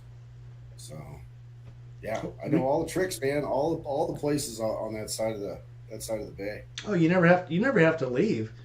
You can do everything pretty much on the island unless you want to. Yeah. And there's a good taco shop on North Island too, in the air, on the air base in the NEX. They had a salsa bar right in the middle of the. They had a food court, had the taco bar, and they had a salsa bar in the middle of it with like 10 different kinds of salsas for your chips. Yeah, I never actually. I don't I'm think I hungry ever. again. I went to the commissary over there, but I never went to the PX. Yeah, very good, cool PX I was, on the I north was side. down at the amphib base, so the small one. It wasn't far from the amphib base. Best thing about the amphib base, I never had to set my alarm. 4:30 every morning, all the buds candidates would wake me up. Yeah, fun thing about the amphib base was the ATM machine was right outside of the exchange, and I had come back from SEER school, and I had been back for probably 5 weeks or so, and then one of the guys I worked with had to go down to SEER school, which the school's on North Island, and then they send you out to Warner Springs. And he got back, and he was on they give you 3 or 4 days off so that everything can heal. And he was at the ATM machine. I walked up behind him, and I said, in character, "I know you're a spy." He just tensed up. He's, he turned, "Son of a bitch." And I was like, "Got your ass." Walked over to the curb, got my truck, took off. You guys in the comments, go ahead and put what your favorite motorcycle trip was. Give us some ideas for next week. And if one of you guys want to get in on the live chat next week, you want to be on the panel, let me know. I'll get you on here. Favorite motorcycle trip? Jeez. You didn't say that. You just said motorcycle trips. I don't know, favorite motorcycle trip. Well, you're thinking about that. To Oklahoma City. Yeah. While you're thinking about that, Bryce, Oklahoma City with what kind of numbers. motorcycle do you want to get? What could you imagine yourself getting on? I would get exactly what the Rainy Rider told me to get. A BMW What?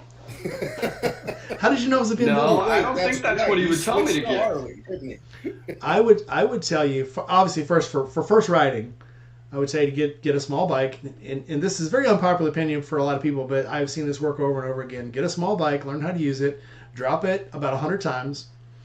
Once you're no longer dropping it and you feel confident on it, then move up to a bigger bike.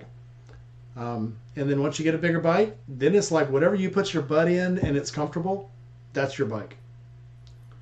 It's going to take you. I fucking hate you right now. I know. It's going to take you a long Bryce, time you gotta know this. to find All yourself. he did was preach BMW forever. I ended up buying 2 of them. What's he do? Oh well, no. I would definitely say for comfort, and we've agreed on this. As far as comfort goes, a BMW is the most comfortable bike you can get. Oh shoot, man! This However, go on curves and that thing, let go of the handlebars, and it just holds the curve. dude, I told this story earlier. When I had the K16, I was getting off, and I think I was in Louisiana, and I was getting off the highway on a curve, and I leaned that bike over so far, I was almost scraping the footboards. And somebody's like, "Oh, you must have tilted the camera." No, this is how far this bike goes over. Yeah. This is a 1,000-pound motorcycle that I can lay on its side Yeah, those at about 60 miles an hour. It is so awesome. Fun. Those 2 are fun bikes. But a bike is a very personal thing. You know, and again, I've had 4 BMWs, and they served me very, very well. And every one of them, when I got on them, I'm like, this is the bike. This is the bike. But that was also what happened with the Gunner. I put my butt in that Gunner, and I was like, I love this motorcycle. It happened with the Street Glide. I got on the Street Glide, and I was like, I love this motorcycle. But as far as comfort, no. If I could find another, like a 1200 RT, I'd get it. You cannot beat an RT for comfort and long distance riding. You just can't. I got an extra. That K16 though, that K16 was too tall for me. Killed my hips. I know you do, and it's set up perfectly. You know how I know? Because the Highway Patrol drove it. It's a perfect motorcycle. You had to help me find parts. You can't beat those bikes. They can't. Well, I hang on to I hang on to all the bikes because here's the thing: somebody flies in, they have a bike to ride. I just jump on that one, go, bring it back, or hey, let's go, So, I would never fault anyone for not getting a BMW because this is probably the first time in 20 years I haven't had a BMW. It's a little weird. It's a little weird, but I'm never gonna hold somebody's taste against them. You're going to sit on the bike that you love, and that's the bike for you. Yeah, and then you're going to get on a BMW and realize how much better it is. but then you're going to get really mad. But tell me you don't love your Ghost. Tell me you don't love that Ghost. Yeah, as I'm looking at it now, going, yeah. Definitely. Yeah. So I just actually just put an inquiry to that motorcycle seat company. Was it Bad Boys in California? And she wants a more comfortable rear seat, so we're gonna get a seat through them when they call me back, and then there's a couple other little toots and whistles I'm gonna do to it, but I'm not gonna do anything visually different than the way it looks. So I am gonna get a Mustang seat, a heated Mustang seat, for next winter for mine. Surprisingly though, I haven't needed the heated seat this year. Even though it got stupid cold, again, you can't beat a heated seat on the BMW because BMW had heated seat and heated grips. Also, yeah, for me, it's really the heated grips. Yeah, with heated grips, I can manage. That's the biggest thing. It's always my hand. It's never my ass getting cold. It's always my hand. Well, it doesn't rain where you are, so the heated seat. It does, but when it does priceless. rain, it's 90 degrees. When it's here, you've got 2 rainy seasons. You got one like in September, October, and you got another one in February, March. And it was the one day. Matter of fact, the one day I actually took the Gray Ghost out. Almost went down to Tucson. I took a back way, and it was 90 degrees, and then I hit hail. And I was like, wow, so this was the day I probably shouldn't have worn the half shell. Okay. So, yeah, that was actually one of the days it hailed. And it was 90 degrees. Crazy. But anyway, yeah. Shoot, I was always Harley until you started harping on me about BMWs. Then I rode a BMW and thought, asshole. Oh, I'll get another. I'll get another BMW. I can promise you. It might It's be. a really nice bike, well engineered. It might be the Okay. R18. It might be another RRT. But I can actually see Bryce on a more classic style of bike. As a matter of fact, the one RT that's in the Classic as garage, in. the white RT that's in the garage, there was a car wreck that was out here just I don't know, probably about 300 feet from the house, and all the cops showed up and everything, and they come up and they start asking me questions, and I tend to not answer anything, and then the older guy comes up. He's the watch commander. He's also a motorcycle cop. I saw his patch. And I said, I see your bike. And he goes, yeah. I said, let's talk bike. We ended up talking for an hour, just nothing but bikes. He's checking out all my stuff, you know. And he goes, I know that bike. And I said, what do you mean? He says, the white one. I know that bike. And I was like, really? And he goes, that's my old bike. I said, really? That's your old one, huh? And he goes, we changed that. That engine's only got like 18,000 miles on it. We changed that engine out. If you have any problems with it, we did this. And I said, yeah, I did this. I had to get everything set up right. And he goes, man, that's a good one. He goes, what'd you pay for it? And I said, well, what do you mean? Are you wanting to buy it? But yeah, it was kind of a cool thing. This guy recognized his old bike, So they didn't ask me anything else about the accident. All they asked me was the bikes. So Doug, show him your Gray Ghost. It's not going to be this color scheme, but this kind of bike, the Fat Boy Softail, is probably what I can kind of see you on. And I know Doug it has its own parking spot because there's no room in the garage. I know Doug hates showing this bike off, but oh yeah, it's terrible. Yeah, it's terrible. Some stuff around. The evidence. Okay, here we go. Well, looks like I'm not gonna be able to get the whole thing in there. But it is a Fat Boy. It is one of the Softails. Yeah, but it's a Fat Boy. His is actually, it's all chromed out, but that's about as classic as you can get without the chrome. But a Fat Boy is actually either a Fat Boy or a Heritage Softail. The one thing about this That's bike what I can is see you on. gray frame. So in 1990, the first half of the year, they did the Fat Boy, the gray ones with a gray frame. And on this one, on these collectors, they did all of them with a gray frame. So you don't see that. It's not a really heavy bike. 7 rings, the different 7 rings, all the stuff. So yeah, and it's got its rightful place by the fireplace. I don't know if I can get a good shot of it. Whoa. Hey, Yeah, show those heads again. I just noticed something. Most of the heads on those ghosts are orange. Yours look yellow. Yeah, they are. That's part of the 7 rings. Okay, yeah, yours is different. So the thing about these bikes is you've got 7 rings of yellow. So 1, 2, 3, 4, 5. There's one on the other side. There's this guy. There's this guy. So 7-ring bike. Nice. And then there's, the whole story about that with the Air Force and all that stuff, which was part of the motivation, too, with my son being in the Air Force. So. Oh, I heard you got to go to the Legion, and your boys got in with their own IDs. Now, VFW. The VFW? Oh. They're eligible for the VFW now, both of them. You go. Not going to say where they are exactly right now, but they have earned their qualification for VFW. They're in their free beer? I'm sorry? Yeah, they earned their free beer?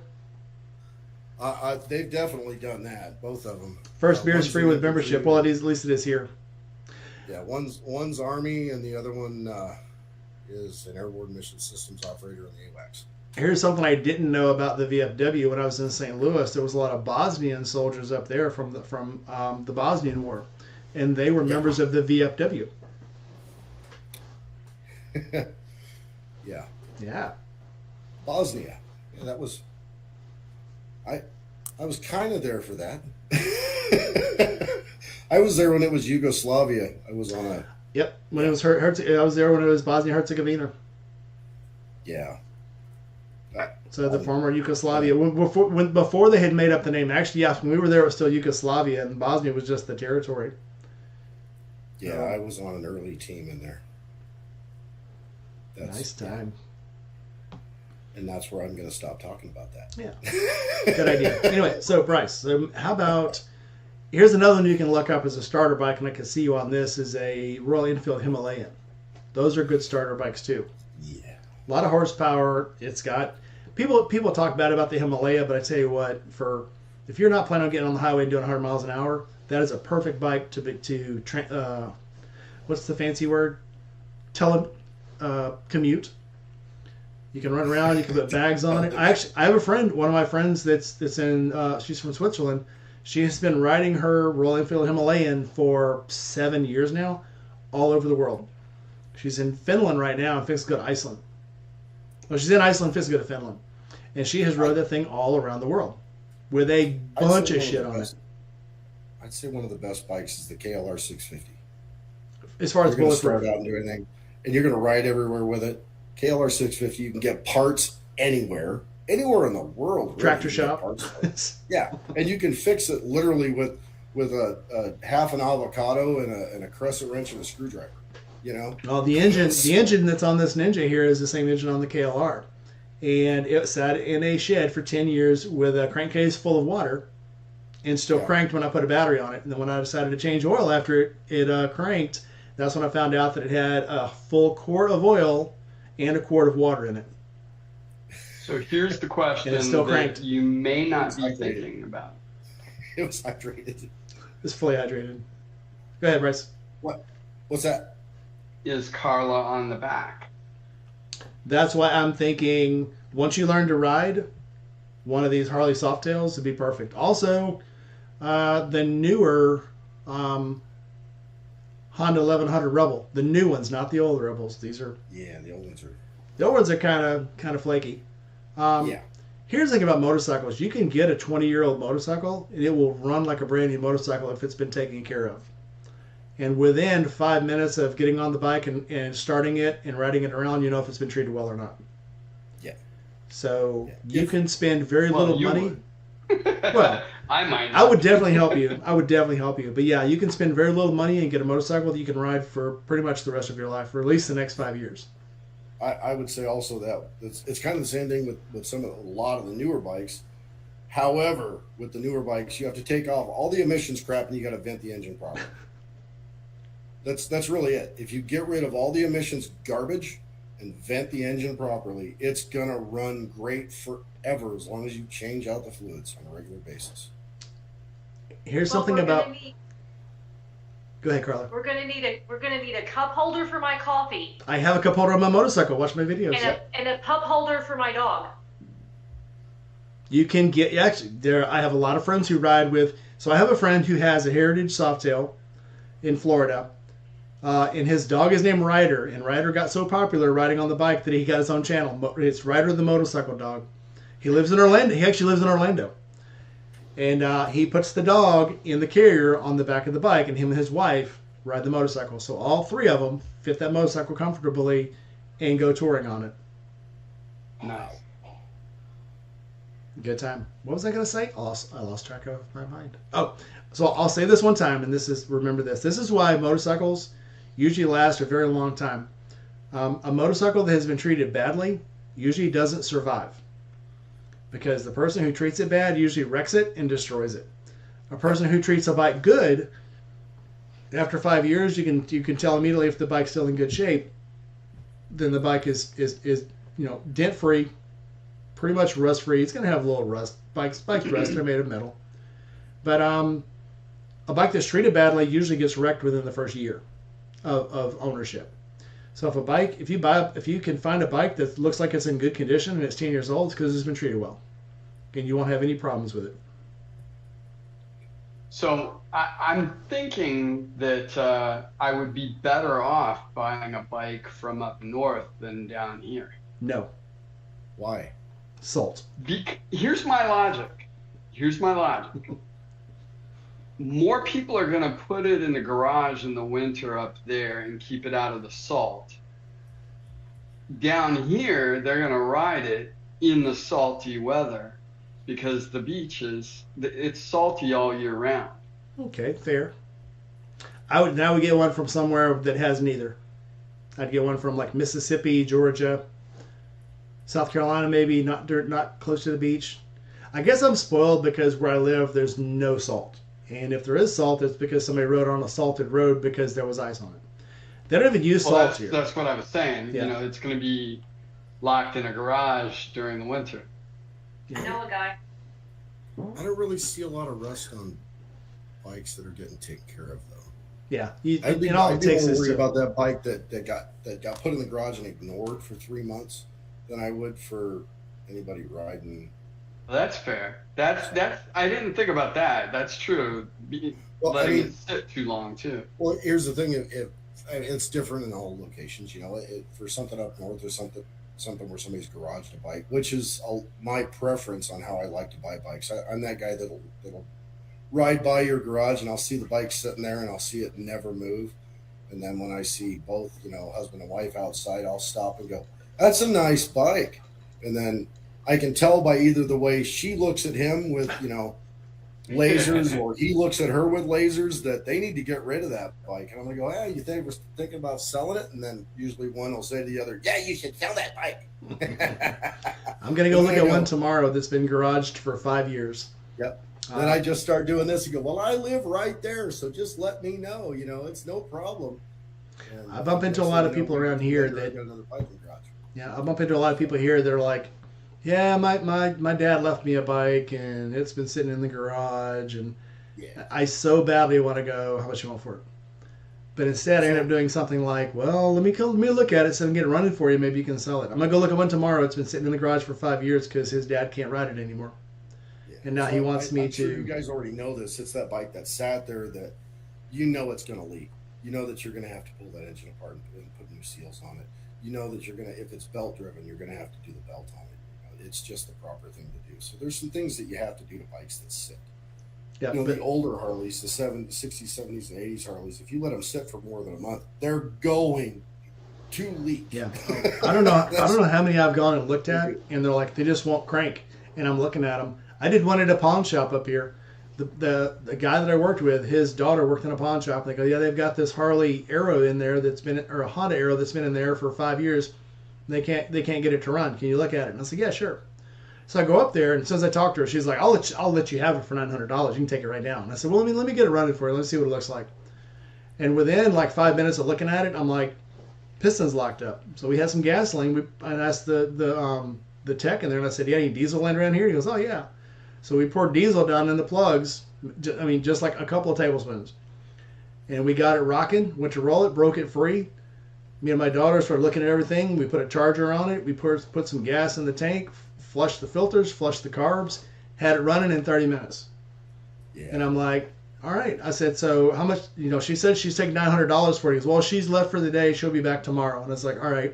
And I'm thinking, "All right, I'm gonna go home. I'm gonna get a U-Haul.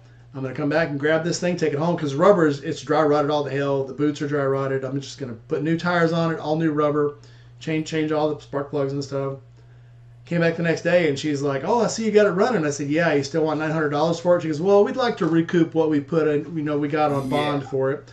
I'll let it go for $1,800." And I was like, "No, I'll give you $900 for it." She goes, "Well, you know, we put it in bond for 18. We'd like to get that back." And I said, "Well, he told me it hadn't been running for 5 years." And she goes, "Yeah, it's been sitting up for 5 years." And I'm like,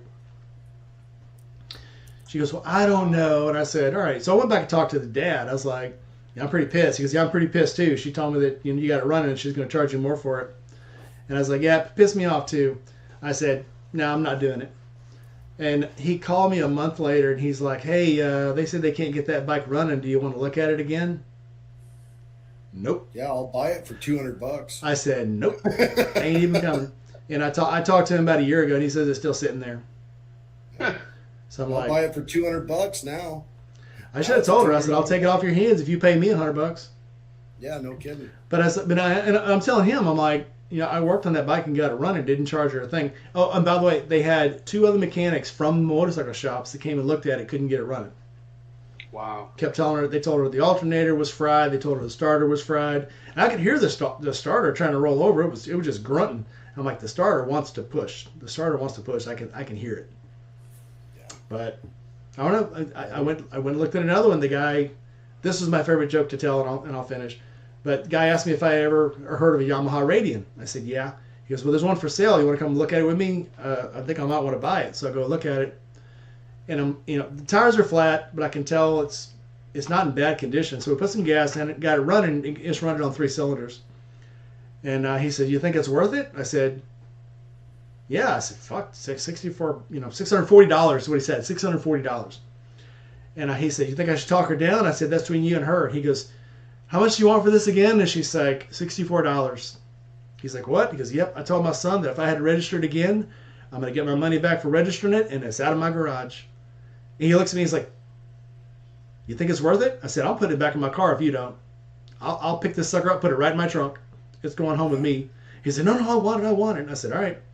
So we took it back to his house, and he goes, "What would it take to get it running?" I said, "Look on eBay, get some carbs. You can get preset carbs." So he got on eBay, bought a set of carbs for $50 that were already set, had it running within a week, and he rode it to work every day in Arkansas until I left and went somewhere else. Wow. And you find those things all the time. You find bikes all the time. People just don't know how to fix. There was a Harley in Imperial Beach one time that I picked up like that. Needed that electronic ignition crap that they put on those late '80s, Harleys.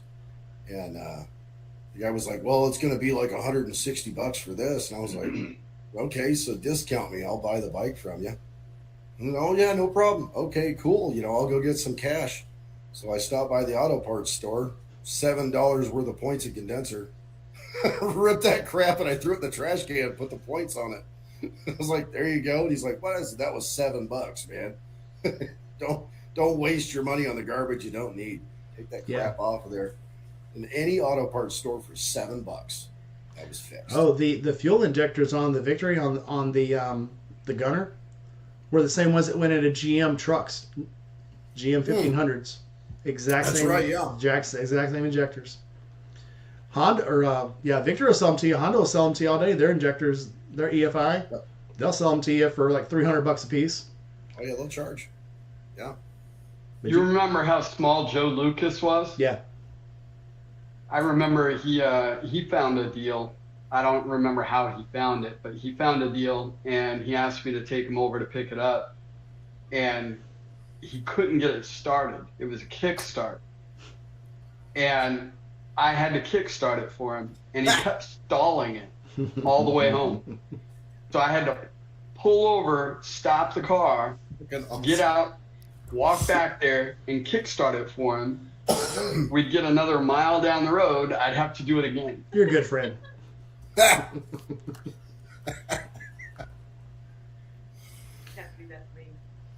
You're a good We've friend. all had those trips. It's gonna be cold here tomorrow, and I'm not quite regretting telling the guy to come fix the bike for him. I'm looking forward to it because I love a case. I love a metal case that I can try to fix. But it's just so weird. Usually it's either the floats are saturated. There's water in the carbs. Yeah. Points are bad, or they've done something. I had one time. The guy said it wouldn't start.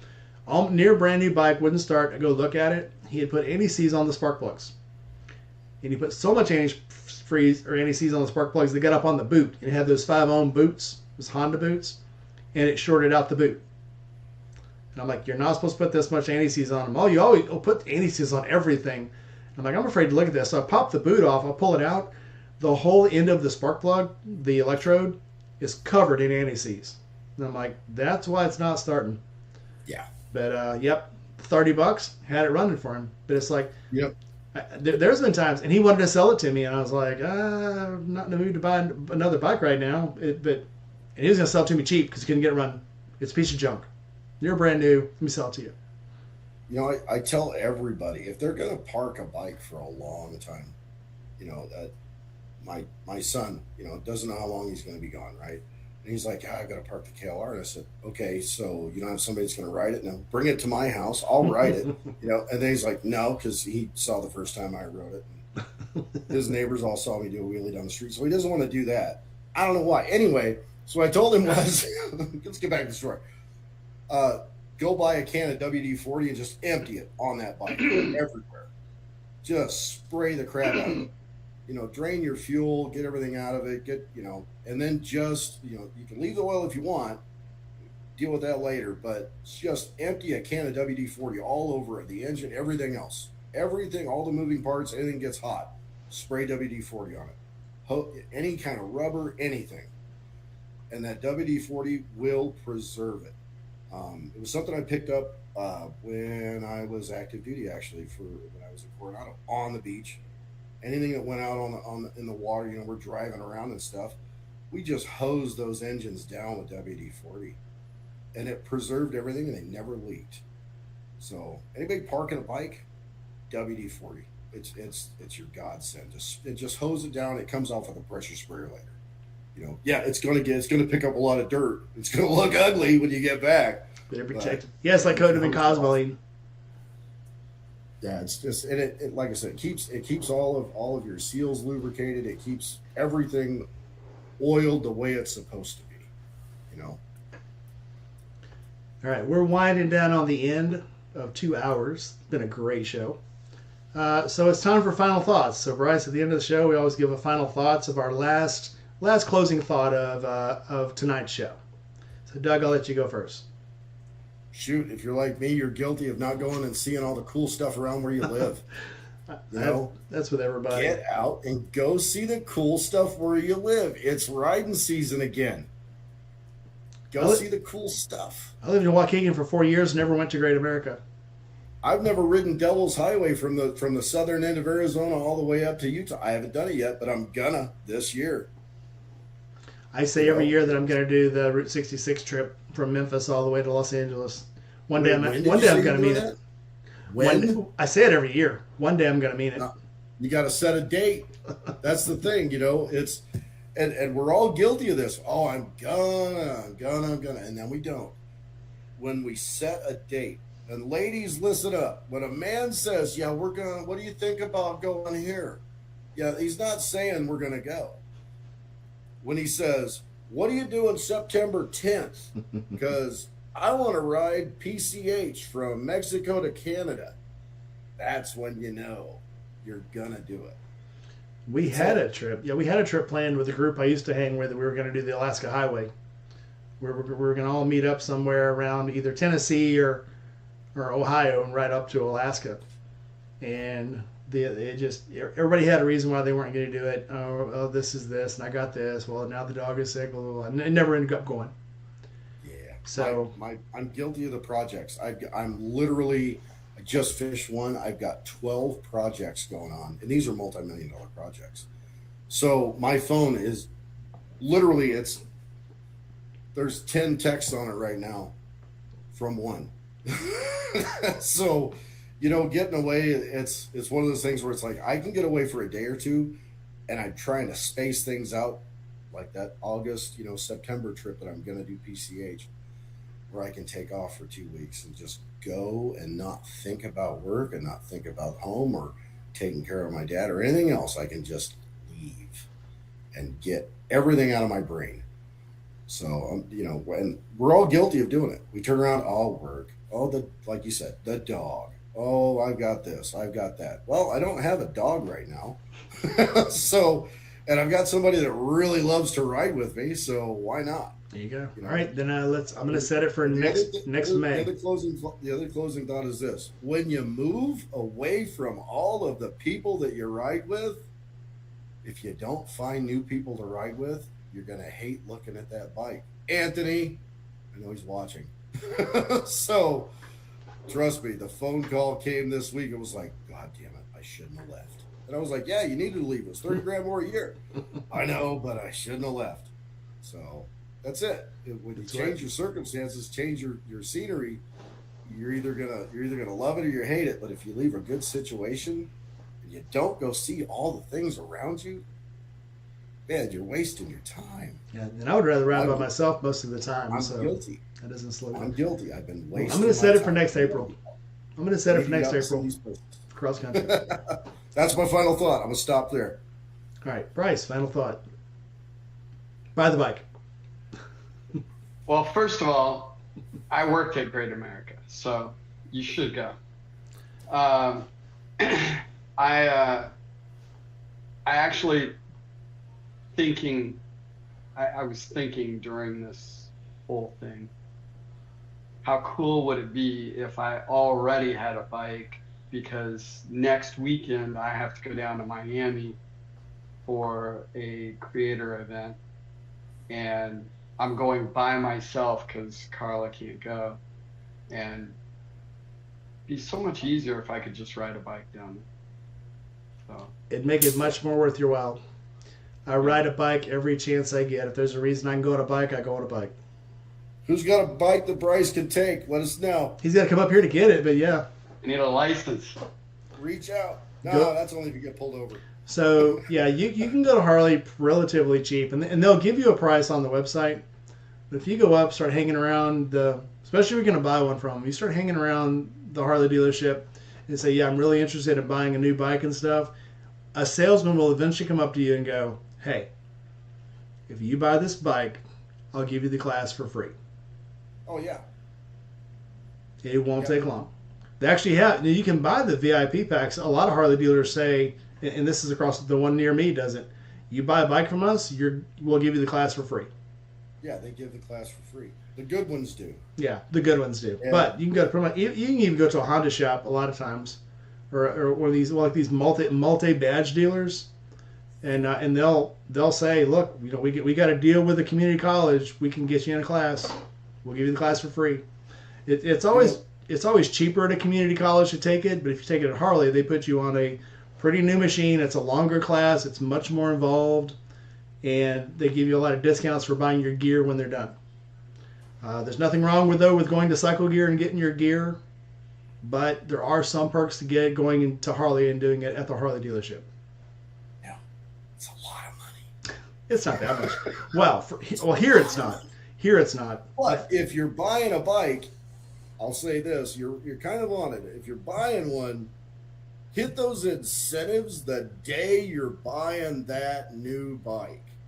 Because a week from now, they're going to go, yeah, that shirt's $35.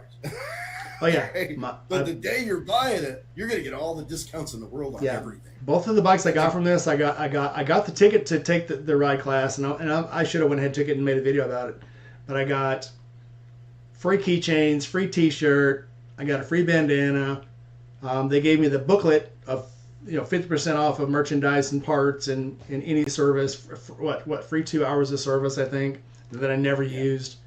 But it's like there's a lot of perks to buying the bike from a dealer. There's also a lot that you can save a lot of money buying it from a person, especially if they don't know what's wrong with the bike and you get it really cheap. However, you can still get bikes cheap. A lot of time, if you buy the as-is bikes from a Harley dealership, you'll get the bike just as it is, and you can get it pretty cheap. I got the topic for next week. What you got? Learn from my mistakes. That's excellent. I love it. Write it down. Doug, you're leading off next week. Talk about all the things that we should have done. The shoulda, coulda, wouldas. I've been thinking when I bought this one, because this is the only brand new Harley I've ever bought. It was one of those things. God, what I should have done was I should have got him to throw in a free class for her to take her class. I should have done so many things. So yeah, definitely learn from my mistakes. We'll talk about that one next week. Well, they told me that my daughter could use my free class, and that she ended up not wanting to do it. And then Diana, by that time, couldn't ride anymore, so she didn't do it. But I would never do a shameless plug for Scorpion Harley in Chandler, Arizona, being one of the best dealerships in the world, by the way. So, but I would never say Scorpion Harley. They'll throw all that stuff in there, and they'll do a great deal for you. Yeah, don't say it. Yeah, so I won't say Scorpion Harley is a really great Harley dealer, and it's one of the best in Phoenix. Yeah, Good call. For sure. Definitely going to see Daniel. Knows his stuff. I will say this, Bryce. If you're looking at bikes, when you see the right bike, you'll know. Sit on it before you buy it, because again, what your butt may tell you what your eyes don't see. But when you see a bike and love it, and then you sit on it and love it, that's your bike. If you don't absolutely love that bike, don't do it. My brain just automatically went things you can say about your bike, but not about your spouse. You know, he's Still just before you buy gonna it. he's just gonna end up on a street glide anyway. So you might as well just go get that. I can't. You know what? I can't say anything different. Street Glide is an ultimate bike. Again, a Street Glide is a bike that I thought I didn't like until I rode it. Here's the thing. We ride all these different bikes, all kinds of crazy. We'll get these fat bikes, and we'll ride these RTs, and all this other stuff. And in the end, we get older and smarter and wiser, and we realize, man, this is really comfortable for anything I want to do. I can do short distances, long distances, and I'm not sore when I get there. You're either going to get an electric glide or a street glide. One of the two. I was extremely surprised by the Street Glide was the bike I did not want. I think, man, that thing is so ugly. I'm getting a Road Glide. That's it.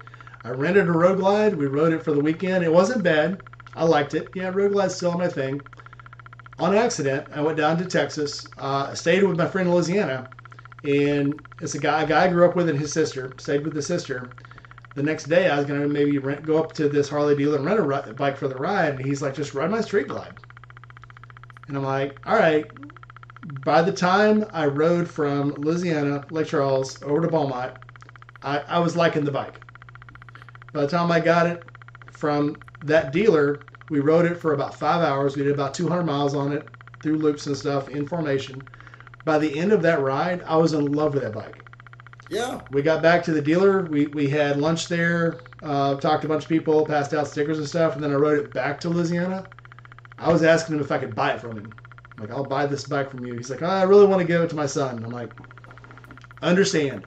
And not even a year later, I have a Street Glide sitting in my garage. You know, I rode that electric glide from Gallatin, Tennessee to Phoenix, and we stopped for gas. That's it. We didn't stop and sleep. We stopped for gas. Yeah, I went through a full tank. We were tired when we got here, but we weren't beat up. Yeah. You know, I did have a toothache, so I was a little sore from my tooth. That's why we did the straight through ride. But I wasn't beat up. I was comfortable. Nothing was sore. I was just tired. Now, when I got back from this last trip, I drove straight from Tampa all the way back to here, which was about 860 miles. My butt was sore, but it was because it had rained on me 6 hours of that trip. But that was it. Yeah, it was like I was wet. Get a Wind Rider seat cover. Well, mistakes. We'll talk about that next week. I left my sheepskin behind, but yeah, I'm gonna get that Mustang seat, and that'll solve that. Get a seat that the water doesn't pool up on my ass, and I'll be fine. I'm not gonna say it. We'll talk about it next week. I'm ruining it. No, ruin it. All right. So my final thought is never let the fear of the unknown hold you back from doing something that you think you really want to do. There's only one way to know whether you're going to like something or not, and that's to do it. If you don't like it, no harm, no foul. Everybody hears about midlife crises and stuff. I don't think midlife crisis has anything to do with things that you want changed in your life. Midlife crisis is the things that you wish you would have done, but now you're regretting you never did. So never get to that point. The good thing about military people, I knocked out my entire bucket list by the time I was 27. And I started working on another bucket list.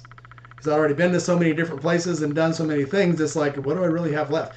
You ask the average 40-year-old, what would you wish you would have done in your life? Oh, I wish I would have gone scuba diving. I wish I would have jumped out of an airplane. I wish I would have gone, mountain climbing one time. Oh, mountain climbing? I did that in Turkey. Scuba diving? I learned how to do that when I had 2 weeks off and didn't have anywhere to go. So I was up in Virginia, in Norfolk. I decided I'd go learn how to scuba dive. So I've done all the things people said they wish they would have done. I wish I would have traveled the world, done it, been there, done that. Didn't like half the countries I went to, but I did it. So don't let work. If you've got an understanding wife, if you decide you want to take a solo trip and go fishing in the middle of Yugoslavia somewhere, and she's on board with it, go do it. Don't let anything hold you back. I do the things you want to do. It's not called that anymore. When I went fishing in Yugoslavia, that's good. No, just don't let life hold you back. If life is holding you back, you're going to regret it later. And if you're married and think you can't do something with your wife, dude, I've had my wife on the back of the BMW in the pouring rain, raining so hard that we couldn't even see the road, and she thought it was funny. So Co-pilot. yeah. It's the jet co-pilot. All I was thinking about, oh my God, if we wreck right now, I'm going to kill my wife, and that would be horrible. And all I could hear in the radio was her laughing. Yep. I'm like, you okay back there? She was just laughing. She goes, this is awesome. I'm like, but I said, you're not worried? Oh, I trust you. I'm like, well, that's one of us. Yep. So when I'm ripping along at what's the speed limit? 65. when I'm cooking along, you know, I'm doing the speed limit. Right. Yeah. When I look back, you know, I'll sit there once in a while. I have the camera on. You know, what were you doing? I was texting. She's just back there, just chilling. You know. We stopped for gas one time on the way to Tampa, and we went to get back up on the road. A car was trying to cut me off from the on ramp, so I fucking nailed it. And I looked down, and we're doing 110. Didn't even feel like it. And I go, how's it feel? She goes, how's what feel? And I said, to go over 100 miles an hour. She goes, feels great. Yeah. But it was, I do miss the K16, but it was time to get something more comfortable. Yeah. In Mexico, when we slow down to 80, you know, in Mexico. In Mexico. 80, she's like, man, we're going slow. You know, she'll get on there and she'll talk. We're going so slow. I'm like, yeah. Yeah. Okay. We'll speed up. All right. So, yep. I hope you guys have enjoyed this. Let's see. I don't have old number 6 on here anymore for a closing song. I guess I don't know. I guess so. My Riverside just updated, so old number 6 that I usually close with isn't here. So I guess we'll crank up Jesse Murph, "Touch Me Like a Gangster" as soon as we're done. we'll close with NEFX. I feel like I'm losing my mind. Hope you guys have enjoyed it. We'll be here next Friday night. I will have a video for you guys Monday night doing something working on bikes. So I hope you guys have enjoyed it. Like, comment, subscribe, hit that bell. And I will see you guys next weekend. Everybody say goodbye.